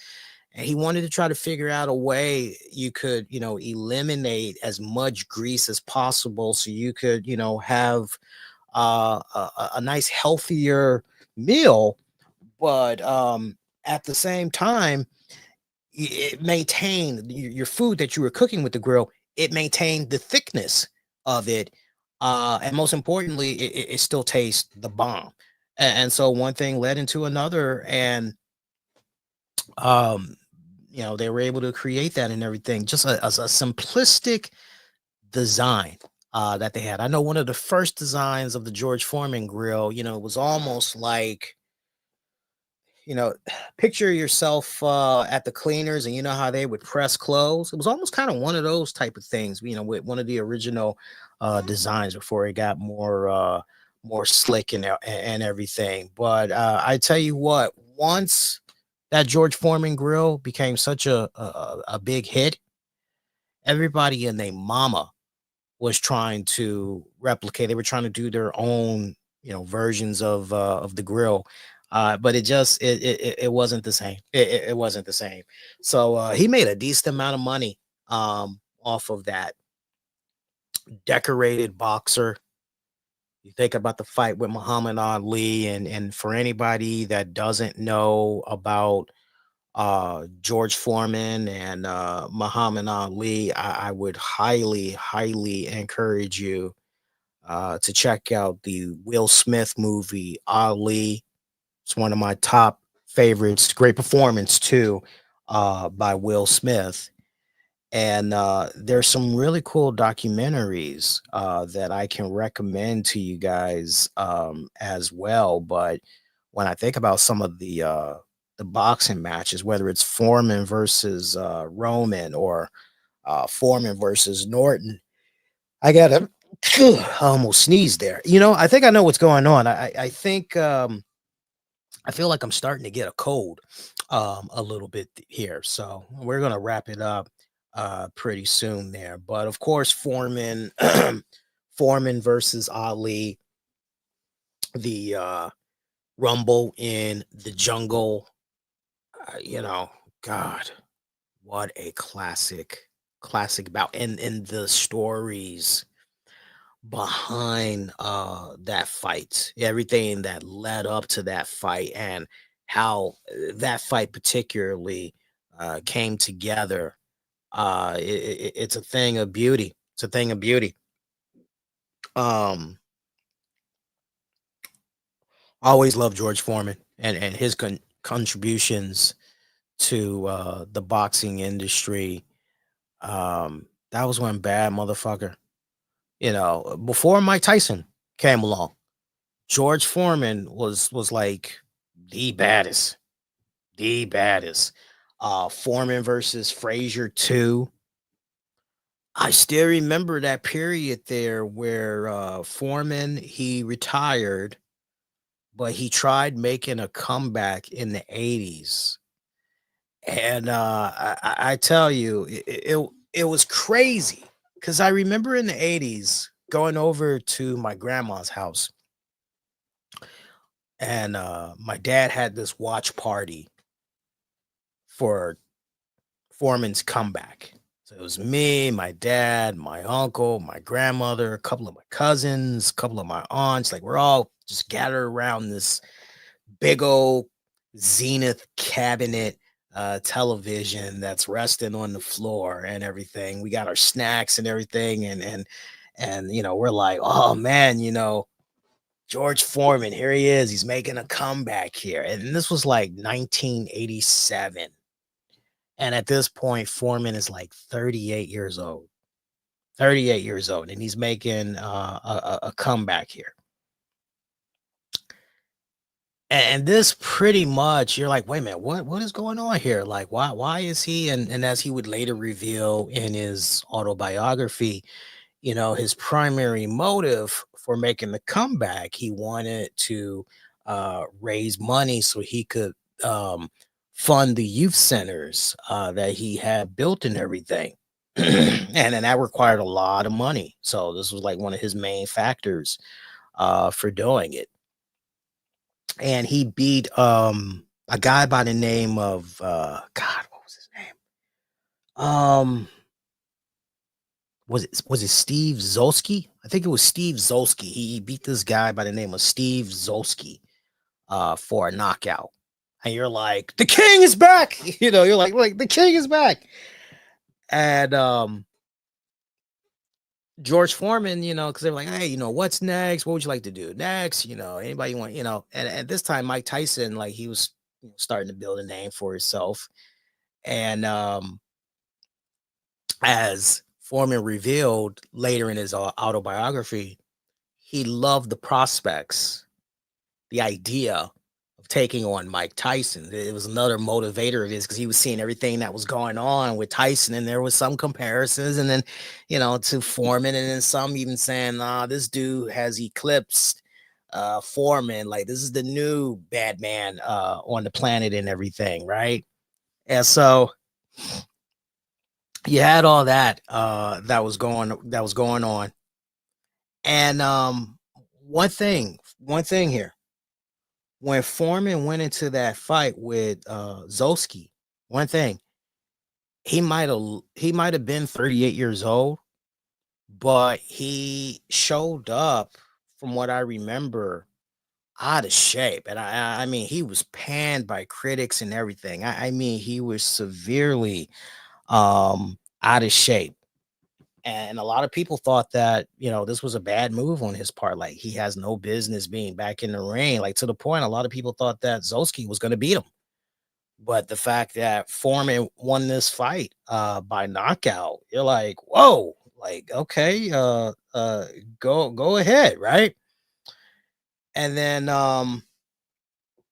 by 1990, he ended up fighting a guy by the name of Jerry Cooney. Kind of sounds like George Clooney. Just take out the L and everything. Cooney was coming off an extended hiatus, from what I remember. Like, I don't know exactly how long it was, but as far as being an active boxer, he wasn't for like several months. So this was another case where, another Foreman victory, right? And then you had Holyfield versus Foreman. You're like, whoa, 7th round, Foreman knocked out Holyfield. It was damn good boxing. That was good. Of his comeback joint, that one really stood out to me the most. That one I enjoyed the most, because that for me was like, okay, now we got some real substance that's going on here. Like now we got it here. I remember when he fought Alex Stewart, I thought Alex Stewart won. I thought that was for me, that was a controversial joint. I thought Stewart won, but Foreman, somehow the judges ruled in his favor, where the streak kind of finally ended there for Foreman was in 1993, when he had got another title shot, but it was for the vacant WBO championship. His opponent was Tommy Morrison. And if you guys know your boxers, Tommy Morrison, Tommy the Gun, that is the same guy that was in Rocky V. The Rocky movie that a lot of people like to pretend it never happened. I do. True story, though. True fact. True fun fact. My wife likes Rocky V. She has to be one of the few, the proud, the only, the select few that actually likes Rocky V. But Foreman took on Tommy Morrison, and that one, Morrison won by a unanimous decision. Eventually, Foreman had a second reign as the heavyweight champion when he took on Michael Moore. And it was an amazing, magical journey seeing George Foreman. Just wow, this guy is like able to just keep this going and everything. Um, Everything pretty much ended for him in 1995. He fought a kind of a mid-level cat by the name of Alex Schultz, as I remember. And this was while Foreman, I think, was defending the IBF title. Hopefully, I have it right, and it wasn't Schultz that was defending. I believe it was Foreman that was defending, and or maybe it was. I can't quite remember who was the champion back then. Um, it was Foreman. Foreman had won. It was. Um, One judge ruled it a draw, but from what I remember, the other two judges, they ruled in favor of Foreman. And the IBF, they immediately were like, okay, we got to do a rematch. We got to run this back. And George Foreman, because this go round, they wanted for it to take place in Germany, the rematch, because Schultz was of German descent. He was, and so, Germany very close, to his heart. So IBF was like, okay, let's do a rematch, but this time instead of the USA, let's do it in Germany. And Foreman refused. I don't know how much money they try to offer this guy and all of that, but Foreman refused. And as a result of that, they stripped him of the title. And, even though they stripped him of the title, he continued to be recognized as the lineal heavyweight champion. So go figure, kind of interesting what was going on with that. Did some stuff post title, had a couple of matches there, 96, 97. Retired for a second time, and pretty much when he retired, that second time, that pretty much was it. I think that second retirement came in like 98, 99 or something like that. I mean, there was still power in his punches, but like as you go from the comeback in 87 and you go up to 98, you could definitely see the decline in the power. He was never a speedy guy. He was always just very tactical, very methodical with his pacing and everything. But, as you go from 87 to 98, 99, you see everything is just on a steady decline.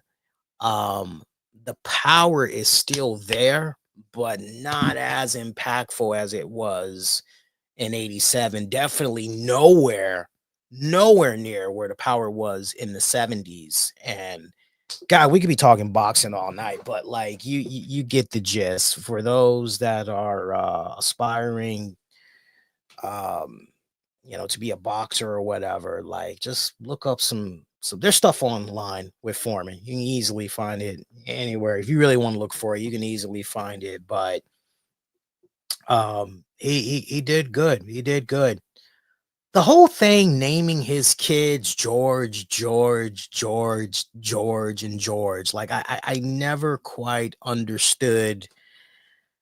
I felt that was one of the dumbest things that a parent could do, and the most egotistical thing a parent could do, right? It's one thing to name one of your kids, okay, right? You're carrying on the name, especially if you got junior at the end of it or whatever. Like, okay, all right, cool.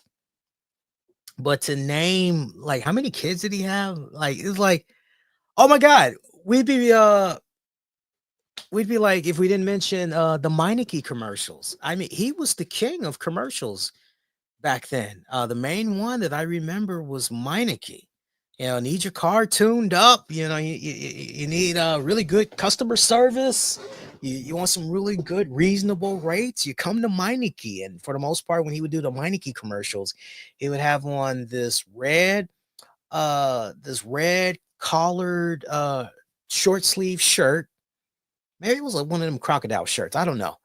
Some black pants, and like come to Meineke. That was one of the main ones that I remember and everything.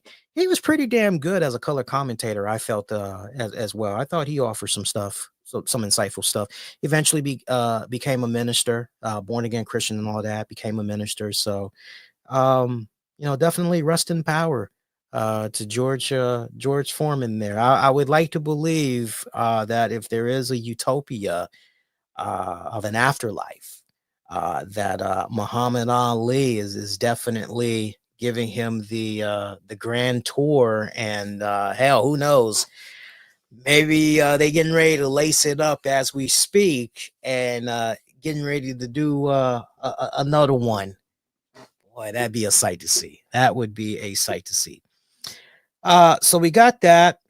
Some other stuff that's gone down here. I see that for next week's Raw, by the way.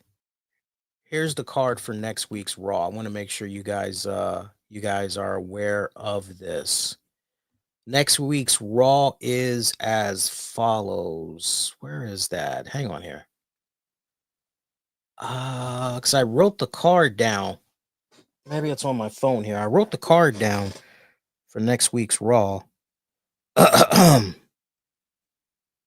Okay, so next week you've got Gunther taking on Big Jim Uso.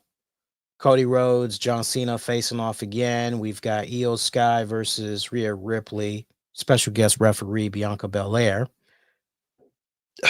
Logan Paul calls out AJ Styles. That's what's all going to be happening on next week's Raw, which, by the way, that's going to have a special start time because it's going to be coming to us from London. Special start time, 3 p.m. Eastern. So what is that? That's going to make that 12 Pacific. Yeah, 3 p.m. Eastern, 12 Pacific. All right. So that should be a fun episode. I'm actually looking forward to checking that out. I see that Jerry Lawler had gave a health update as he recently did an interview with Bill Apter, and he is still feeling the effects of the stroke that he had. He's had several strokes, heart attacks through the years, and it's just amazing how this man is still with us despite it all. But it kind of seems as though this last one is definitely, it has left its mark on him, because he admitted to Bill Apter that the right side of his body, it's still not 100%, right down to the point that he can't draw worth a damn. So, when I hear that, that says to me, okay, you either can't draw anymore, or how you're envisioning it in your head, and just the way your hand needs to manipulate not so much the pen, I would say, but the rotation. A lot of people take it for granted. There's a lot of muscle reflex and everything that goes in that hand when you're drawing, and to suffer something like that, of a stroke and or heart attack, and it's affecting that side of the body. Yeah, maybe the first round or two, maybe okay, you're all right, but sooner or later, especially if you keep having them and you have a family history of those, it eventually catches up with you. So he talked about how he's fortunate that he can still do autographs. So it's like, wow, and the voice is still kind of how you all are picturing it. But he still has his health. He still looks pretty good and everything. Looks like he's trying to do his best. I can hear some people out there saying I can't really feel too sorry for Jerry Lawler because every time I would see this guy, he was always eating a burger, some ribs, even after the first set of strokes, heart attacks. And to that, I would say you are absolutely right. You are absolutely right. But or even if you wanted to maybe tie him into Fred Sanford, Lamont, I'm having a heart attack. I'm feeling it now, Lamont. Oh, you hear that, Elizabeth? I'm coming to join you, honey. Yeah, I hear you. But it was kind of a cool interview. I definitely recommend you guys go out of your way and check it out when you get a free moment. Meanwhile, Bloodsport news. Josh Barnett has announced that Karrion Kross will be competing at Bloodsport 13 on April 17th. Yo, that is badass. And remember, Shayna Baszler, a couple of Bloodsport events ago. It's like either the last one or the one before that. She had appeared. So the fact that WWE is continuing this relationship with Josh Barnett's promotion, that is really badass. The way this card is looking so far, besides Karrion Kross, Jonathan Gresham, Jordan Grace's husband, he'll be there. Gabe Kidd, Pete Dunne, Konami, Layla Hirsch. She was just announced, if not last week, the week before, shortly after she announced her exit from AEW and all that. Royce Isaacs, of course, Natalia. Yeah, WWE's Natalia is going to be in action apparently. Simon Gotch, Timothy Thatcher, Tom Lawler, just to name a few, that's going to be in the house there. So that is looking to be a pretty damn good card. I definitely am going to check that out for sure. I'm definitely going to check that out. Hey, did you hear about this? WWE and On Location, they are offering a very interesting John Cena package, considering how this guy is taking a massive dump on the fans and everything. They are offering a $25,000 package WrestleMania weekend. Now, listen to this. They are offering a lunch with John Cena to a total of 20 people for $25,000. So take that 25,000 times 20 if you're able to, right? Lunch will take place on April 19th and it'll be held at a 5-star restaurant on the Strip. $25,000. Lunch with John Cena.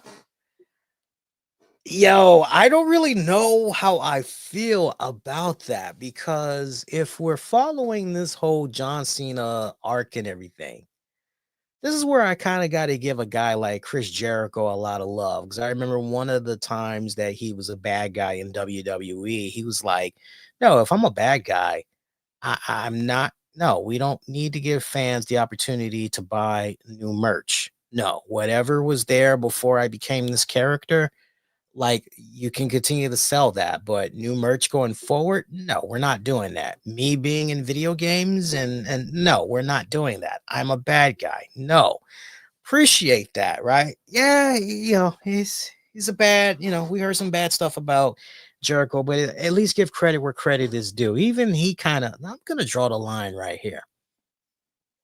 So to hear Cena is actually, I can't help but wonder, okay, this money that's all being raised, is all of this money, when it's all said and done, that's going to go to Make-A-Wish? Like, how exactly are we going to, I'm very curious if profits, proceeds, if something like that has been worked out. But you just looking at the current story arc, you're kind of laughing at yourself there. And then you're also going, who would pay $25,000? Like, we're not here to tell people what to do with their money. Like, have fun. It's not like you're going to be able to take it with you in the afterlife, right? So, eat, drink, and be merry, for tomorrow we die young, okay? But $25,000 for lunch. Jesus. And then also, there is a another experience that's going on where if I'm seeing this right, there is a watch a match with Shawn Michaels that goes for $5,000.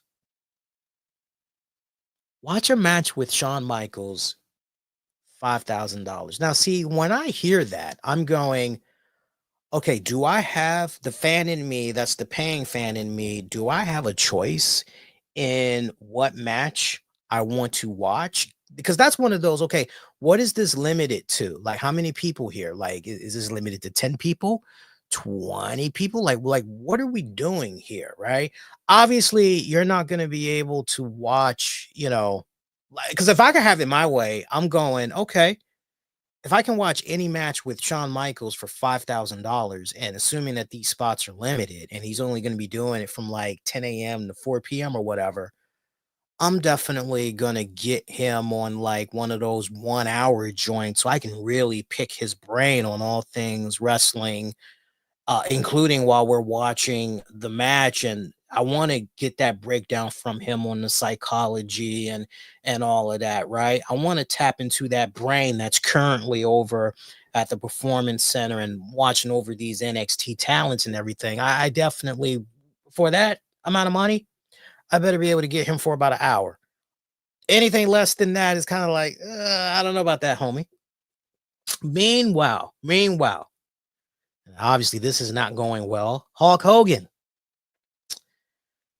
So originally put on sale for $9,500. There was an experience with the Hulkster, which included sitting in a premium luxury suite for both nights of WrestleMania with all-inclusive food and beverages, Hogan-themed souvenirs, a Top Golf event hosted by The Miz, and a meet and greet with the Hulkster himself, and apparently loads more.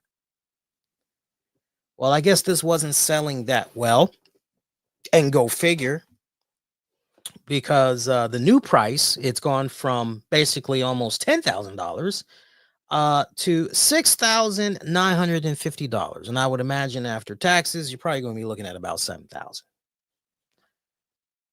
Or as close to it as possible. So, I mean, look, I would imagine that the price came down because likely, yeah, out of the gate, like this really is not selling. People are not.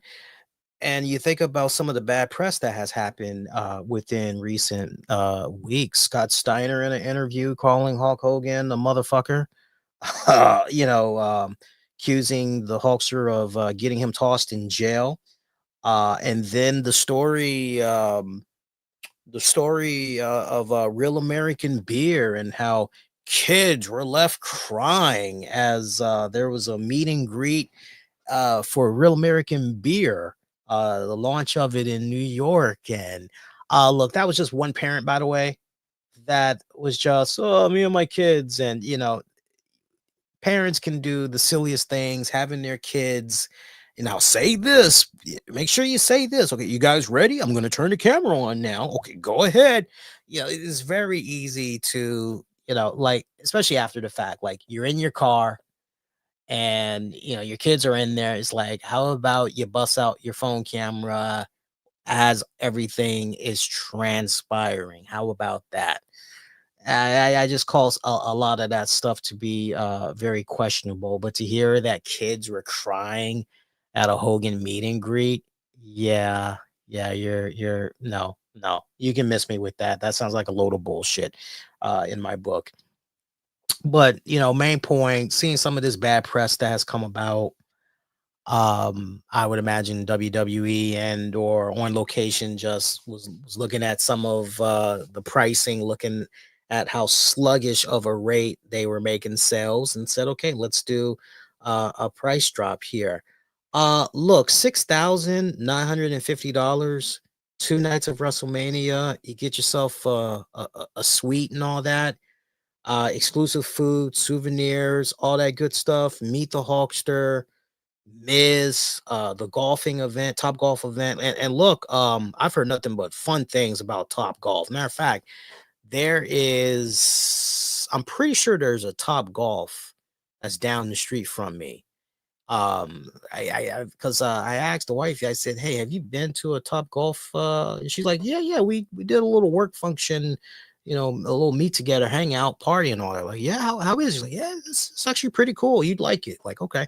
So I'm trying to, see if we can do a little something like that. Um, for all that, and about $7,000, I would say that's a pretty good deal, especially since you get included in there both nights of WrestleMania.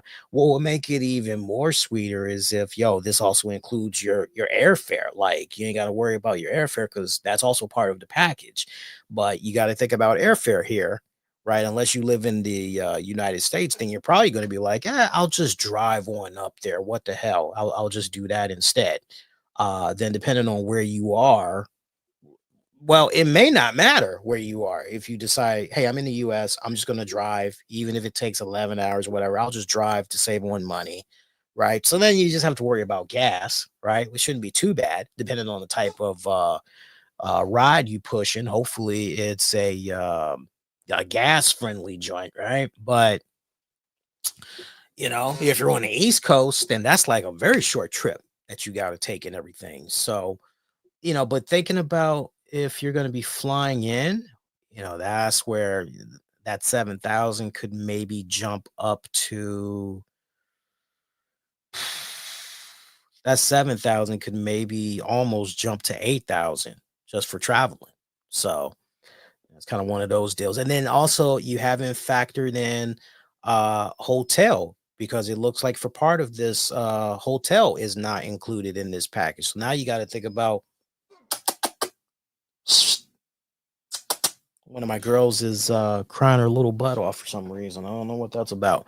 But you also got to think about that as well. So now that 8,000, you're probably now looking at about likely $10,000. Because 9 times out of 10, you're probably going to try to stay as close to the venue as possible out there, right? As close as possible.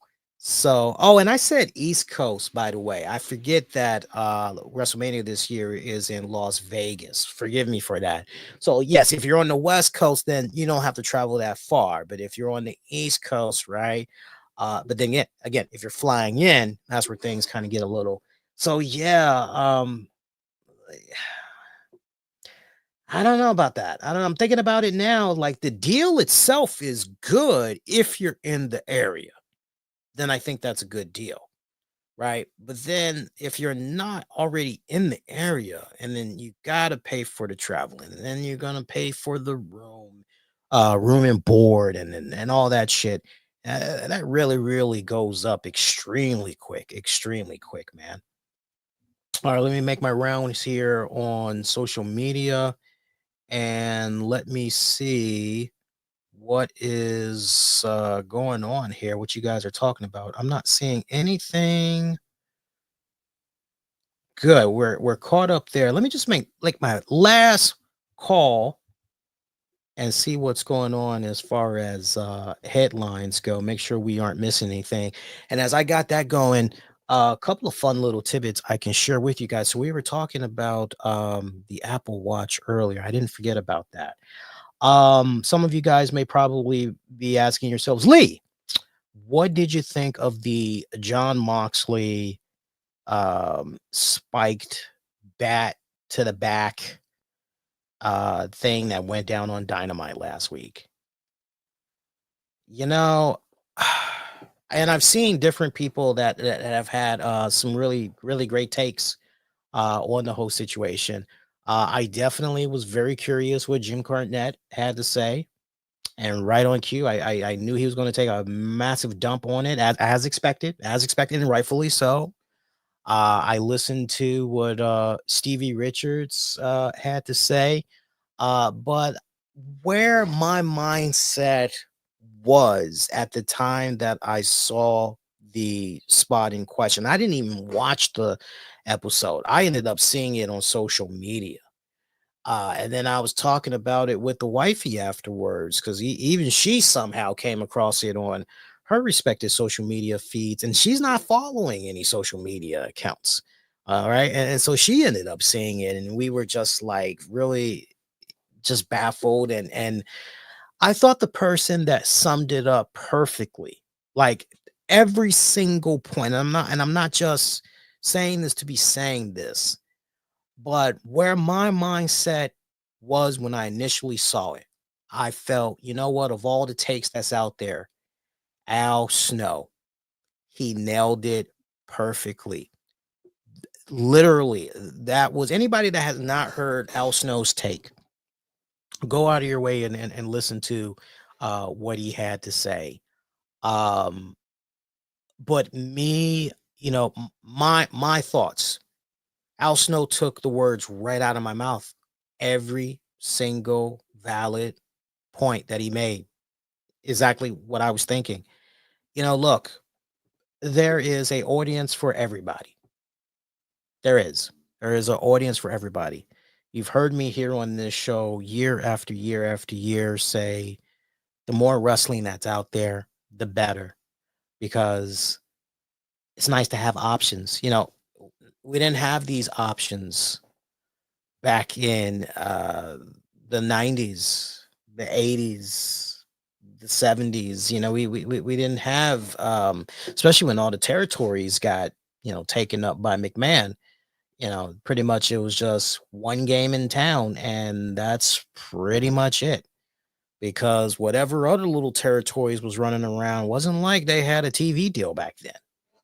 Either you drove to the event and you represented that way, and word got out that way, word of mouth, and that's pretty much right, or you ain't know nothing about it.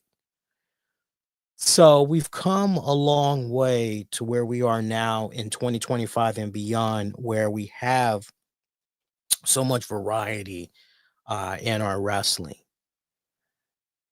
And for me, seeing what played out on Dynamite last week, I couldn't help but go, wow. So we're doing this, number one, on regular TV.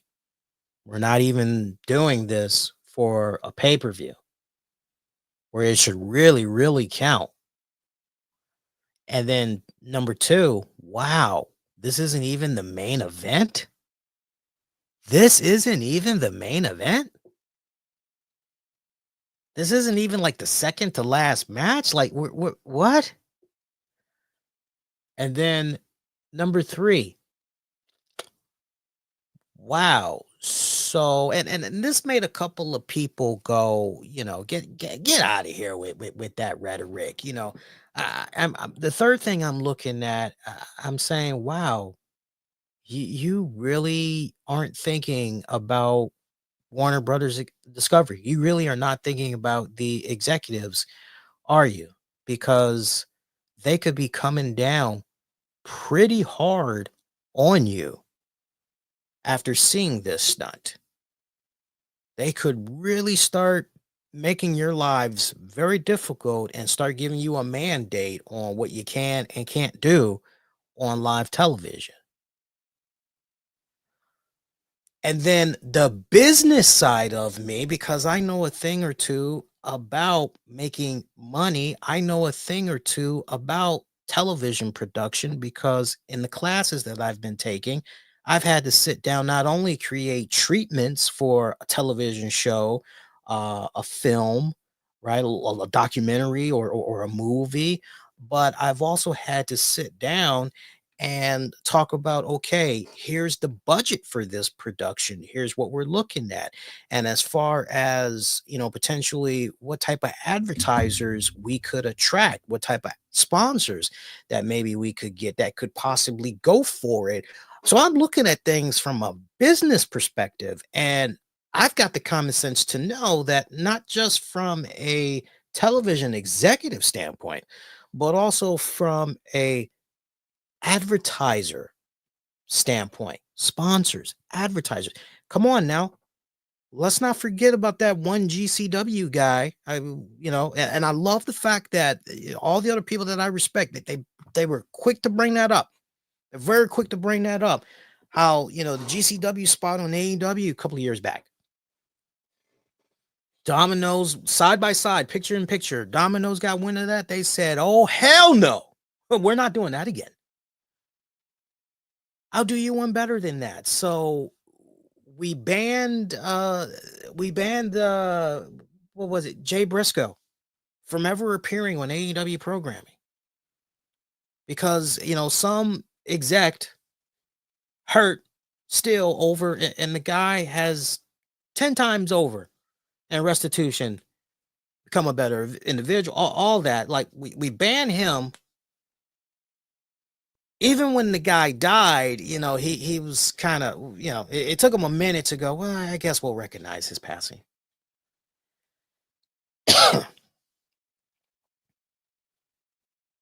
Go back and count the ways. Like so much crap that's like, nah, we're not going to do that. We're not going to do that. We're not going to do that. We're not going to do that. But despite rusty nail bat thingamajigger going an inch plus deep into the back of a wrestler on live TV, yeah, we'll do that.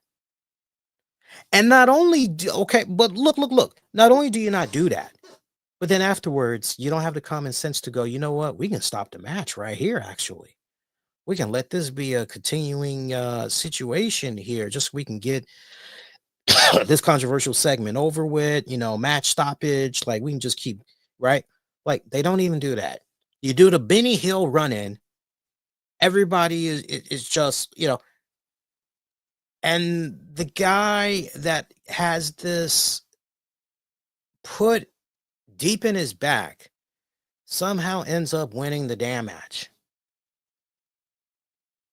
Mind fucking blown. Seriously, my mind is fucking blown. And it's just the overthinking of the booking, the overexposure of, look, AEW is definitely for the sickos, but I've always believed that just wrestling in general, it doesn't matter what those three little letters are for that wrestling promotion. Just, I don't care who you are.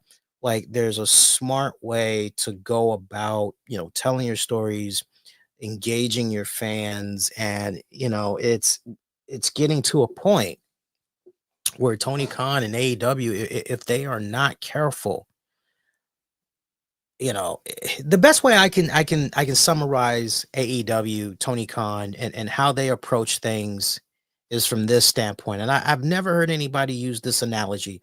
Forgive me in advance if this sounds very crude, but I'm going to give it to you as blunt as possible.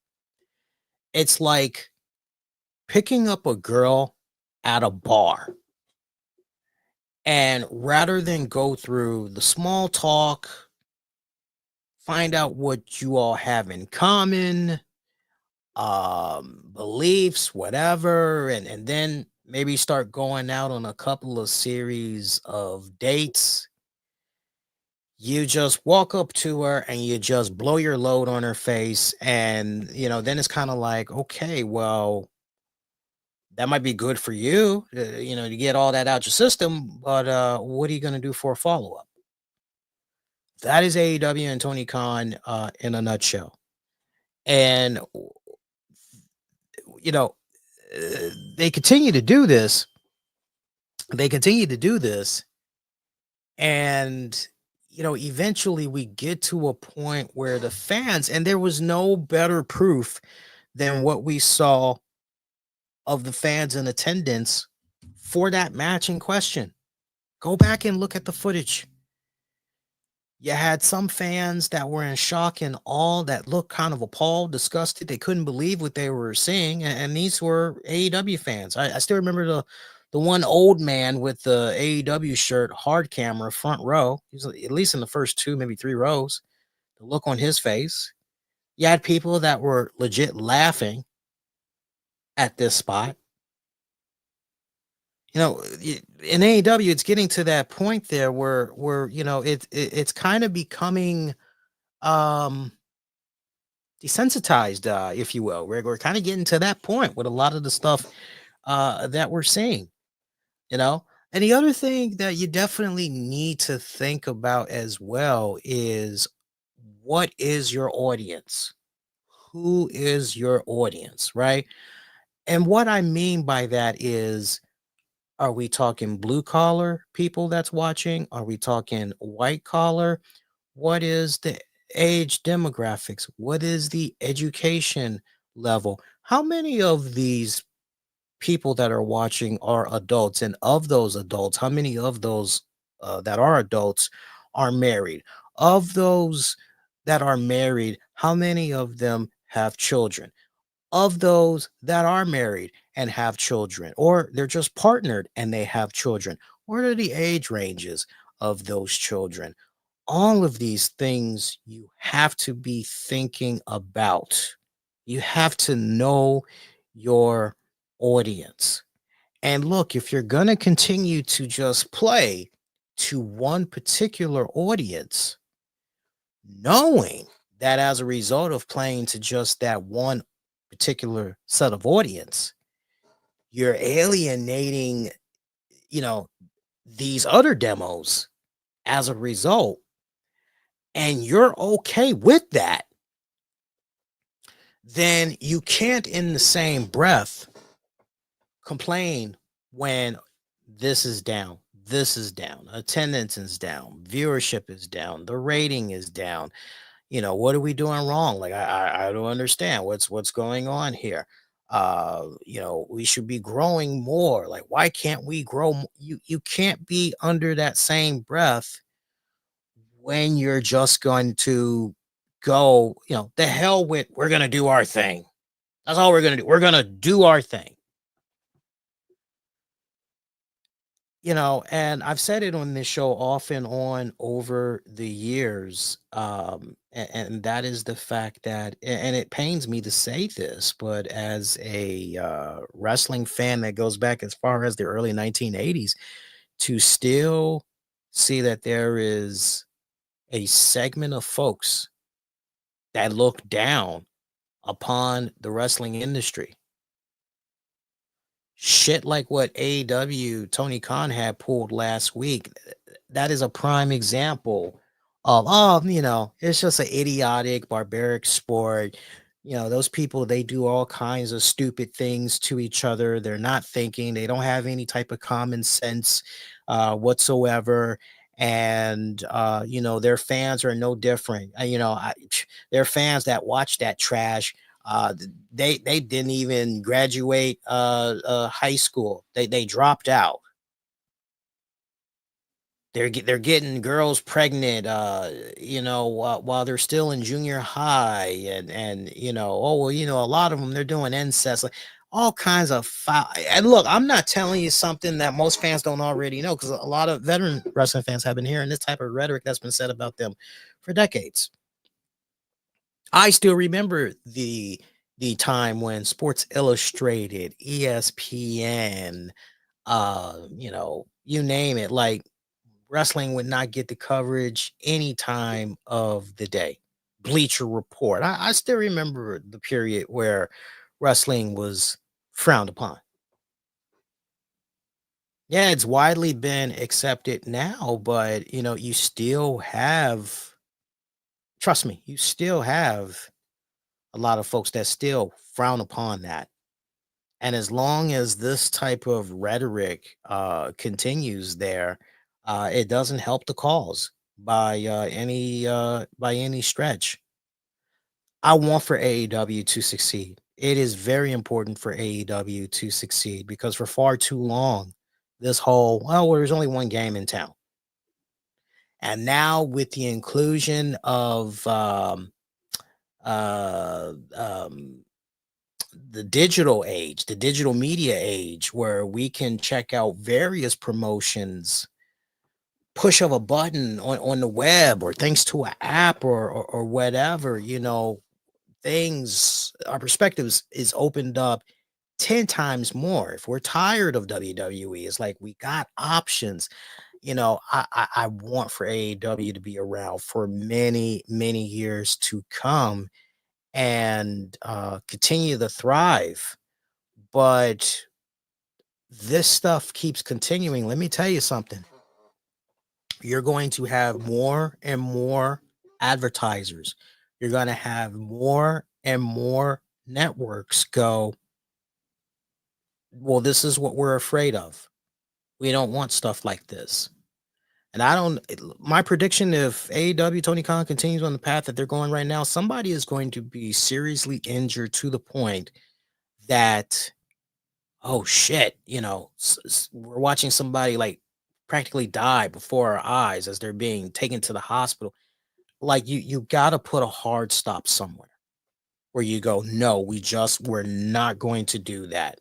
That may sound like a really cool idea, but that's all it needs to remain, is an idea. Look, just because they do that in the video game does not mean we do that in real life. Just because somebody drew that through AI or whatever doesn't mean we need to do that in real life.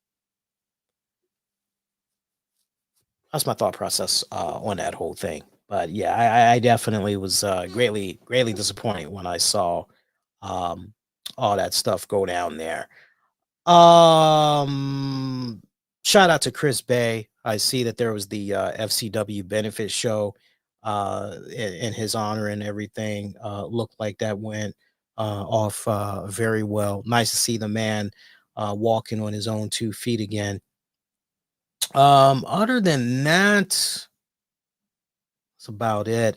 Yeah, I had posted on social media. I got a new Apple Watch Series 10. I am loving it right now. I'm loving the fact that I can check out my Ring camera on here. I like that I can quickly check out text messages. The health joints, the health updates is really, really good. I'm really a big fan of that. It's funny, not funny, but I was out on the road working, and long story short, I actually fell, and I didn't even have this watch for 2 days. And when I fell, like within seconds, it didn't even take 10 seconds. I think it was maybe about 3 to 4 seconds tops. And my phone started going off, and I'm like, what the hell? And I look, and it goes, hey, we detected that you had a fall. Like, are you okay? And it was giving me options like, do you want to call emergency or one of my emergency contacts, or no, I'm okay. And I was like, no, I'm okay. And so yeah, the fall feature works fantastic. It sucks I had to find out that way, especially that soon. But it was kind of one of those, well, it's nice to know that works pretty good. I'm still exploring the cool features, but as I had said in my community post, I said, hey, as far as first impressions right now, I'm definitely loving it. I definitely will recommend it. Yeah, I would definitely, one of the cool things that I also love about having an Apple Watch is the fact that I have a MacBook.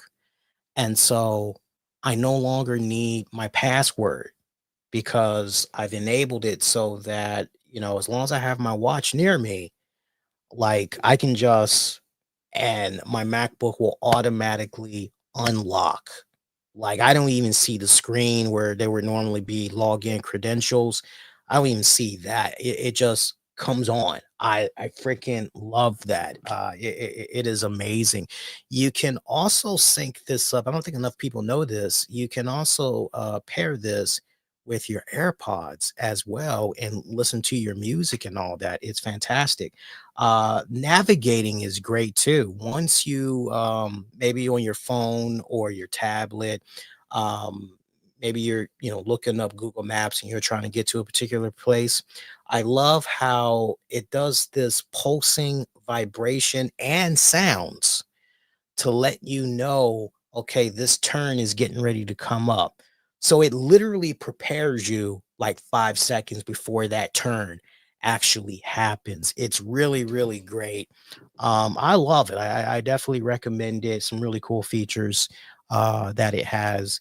And that's just scratching the surface. There's like so much more cool things that this can do. Definitely you can set this up as a remote shot for your phone or camera, right? Once you have it on a tripod, you've got what you need. You can then go to your watch and you can access the camera that way remotely, hit record or take your photo, Lot of cool features that it does. So if you are gonna pick one up, definitely get it. But I would stress to make sure you get the cellular version. That way, if you leave your phone behind, you'll be able to make calls, text people, and everything on your watch, no matter how far away you are. You just basically need to add this to your current line. Do it that way, and trust me, you will definitely you'll definitely thank me later. Before we get ready to dip, I want to show this cool thing that I got. So, I had needed some earwax from Amazon, and I had saw Todd McFarlane had these Todd mods. Now I know he's got another wave that's getting ready to drop. One of them kind of looks like Frank Miller inspired Superman. It's like an overjacked Superman. It's kind of like this overjacked Batman that you guys are seeing in my hands right now. Really, really cool stuff here. Don't let the box fool you. This is actually pretty small. My hands are actually pretty big. So those of you that have actually got these before, you can vouch that, yeah, Lee's hands are pretty big, especially if I do it the wide way. You know, I've got big hands. So this is the Batman under Todd's mods, and this will set you back about $15. And I love the cool little box that is. Let me try to zoom in a little bit more here so you guys can see this overkill Frank Miller Batman. Pretty badass. And I like the box design. I definitely agree with a lot of the people that's saying, the box design, that's what it's all about. The box design is really, really cool. And I definitely agree. As far as you guys going, how big is the actual figure, Lee? You're looking at about 4.5 inches, just about 4.5 inches. Really, really cool.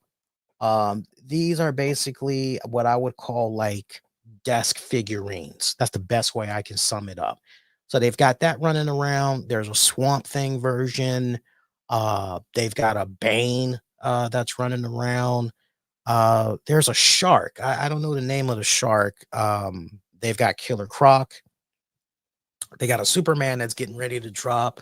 There's something else that I'm missing that's part of the next wave. But right now, as far as what's available, Bane, Batman, Killer Croc. Be careful if you end up trying to buy the Killer Croc, because from what I understand, Swamp Thing. I don't know if Swamp Thing is out or if that's part of the next wave, but it's either Swamp Thing or Killer Croc. One of them you can't put on the desk. Like it doesn't stand on its own. It keeps falling. And it's like, well, that's weird, because thought the whole purpose of these things was, hey, if you want to put it on the desk, let it chill in the background, like that's cool and everything. But I like the little boxes that it comes in. It's pretty cool. So to each its own, is because it's kind of one of those, and these aren't action figures. These are little mini statues. FYI, these are little mini statues. So I think it's cooler in the box, but if you guys want to, take it out of the box and all that, go ahead, have at it. I don't know if I'm going to be taking mines out of the box just yet. I'm kind of on the fence. I don't know. It's kind of 50-50 right now. It could really go either way. Yeah, but those, when you see them, excuse me, those will set you back $14, give or take. That's not too shabby, right? It's not too shabby. All right. I want to give a shout out to our sponsors. I got to actually sit down and take a look at who's who, because some of our sponsors, our time with them has ended, but we're working with some new sponsors. So I got to get with my team and see, all right, who are we promoting this go around? But shout out to all of our sponsors, because without them, content like what you're checking out right now would not be made possible. We'll make sure we do proper shout outs for them on the next episode. Also, shout out to my amigos in Mitch Thomas, Joe Numbers, Wrestling Soup. Shout out to my guy. I'm drawing a blank right now. It's getting kind of late. You guys got to forgive me, but it is getting kind of late. Julian Cannon of Digiday and the Nocturnal. Shout out to him. And shout out to you guys. You guys been representing all month long. Much love, really, much love, much appreciated and everything.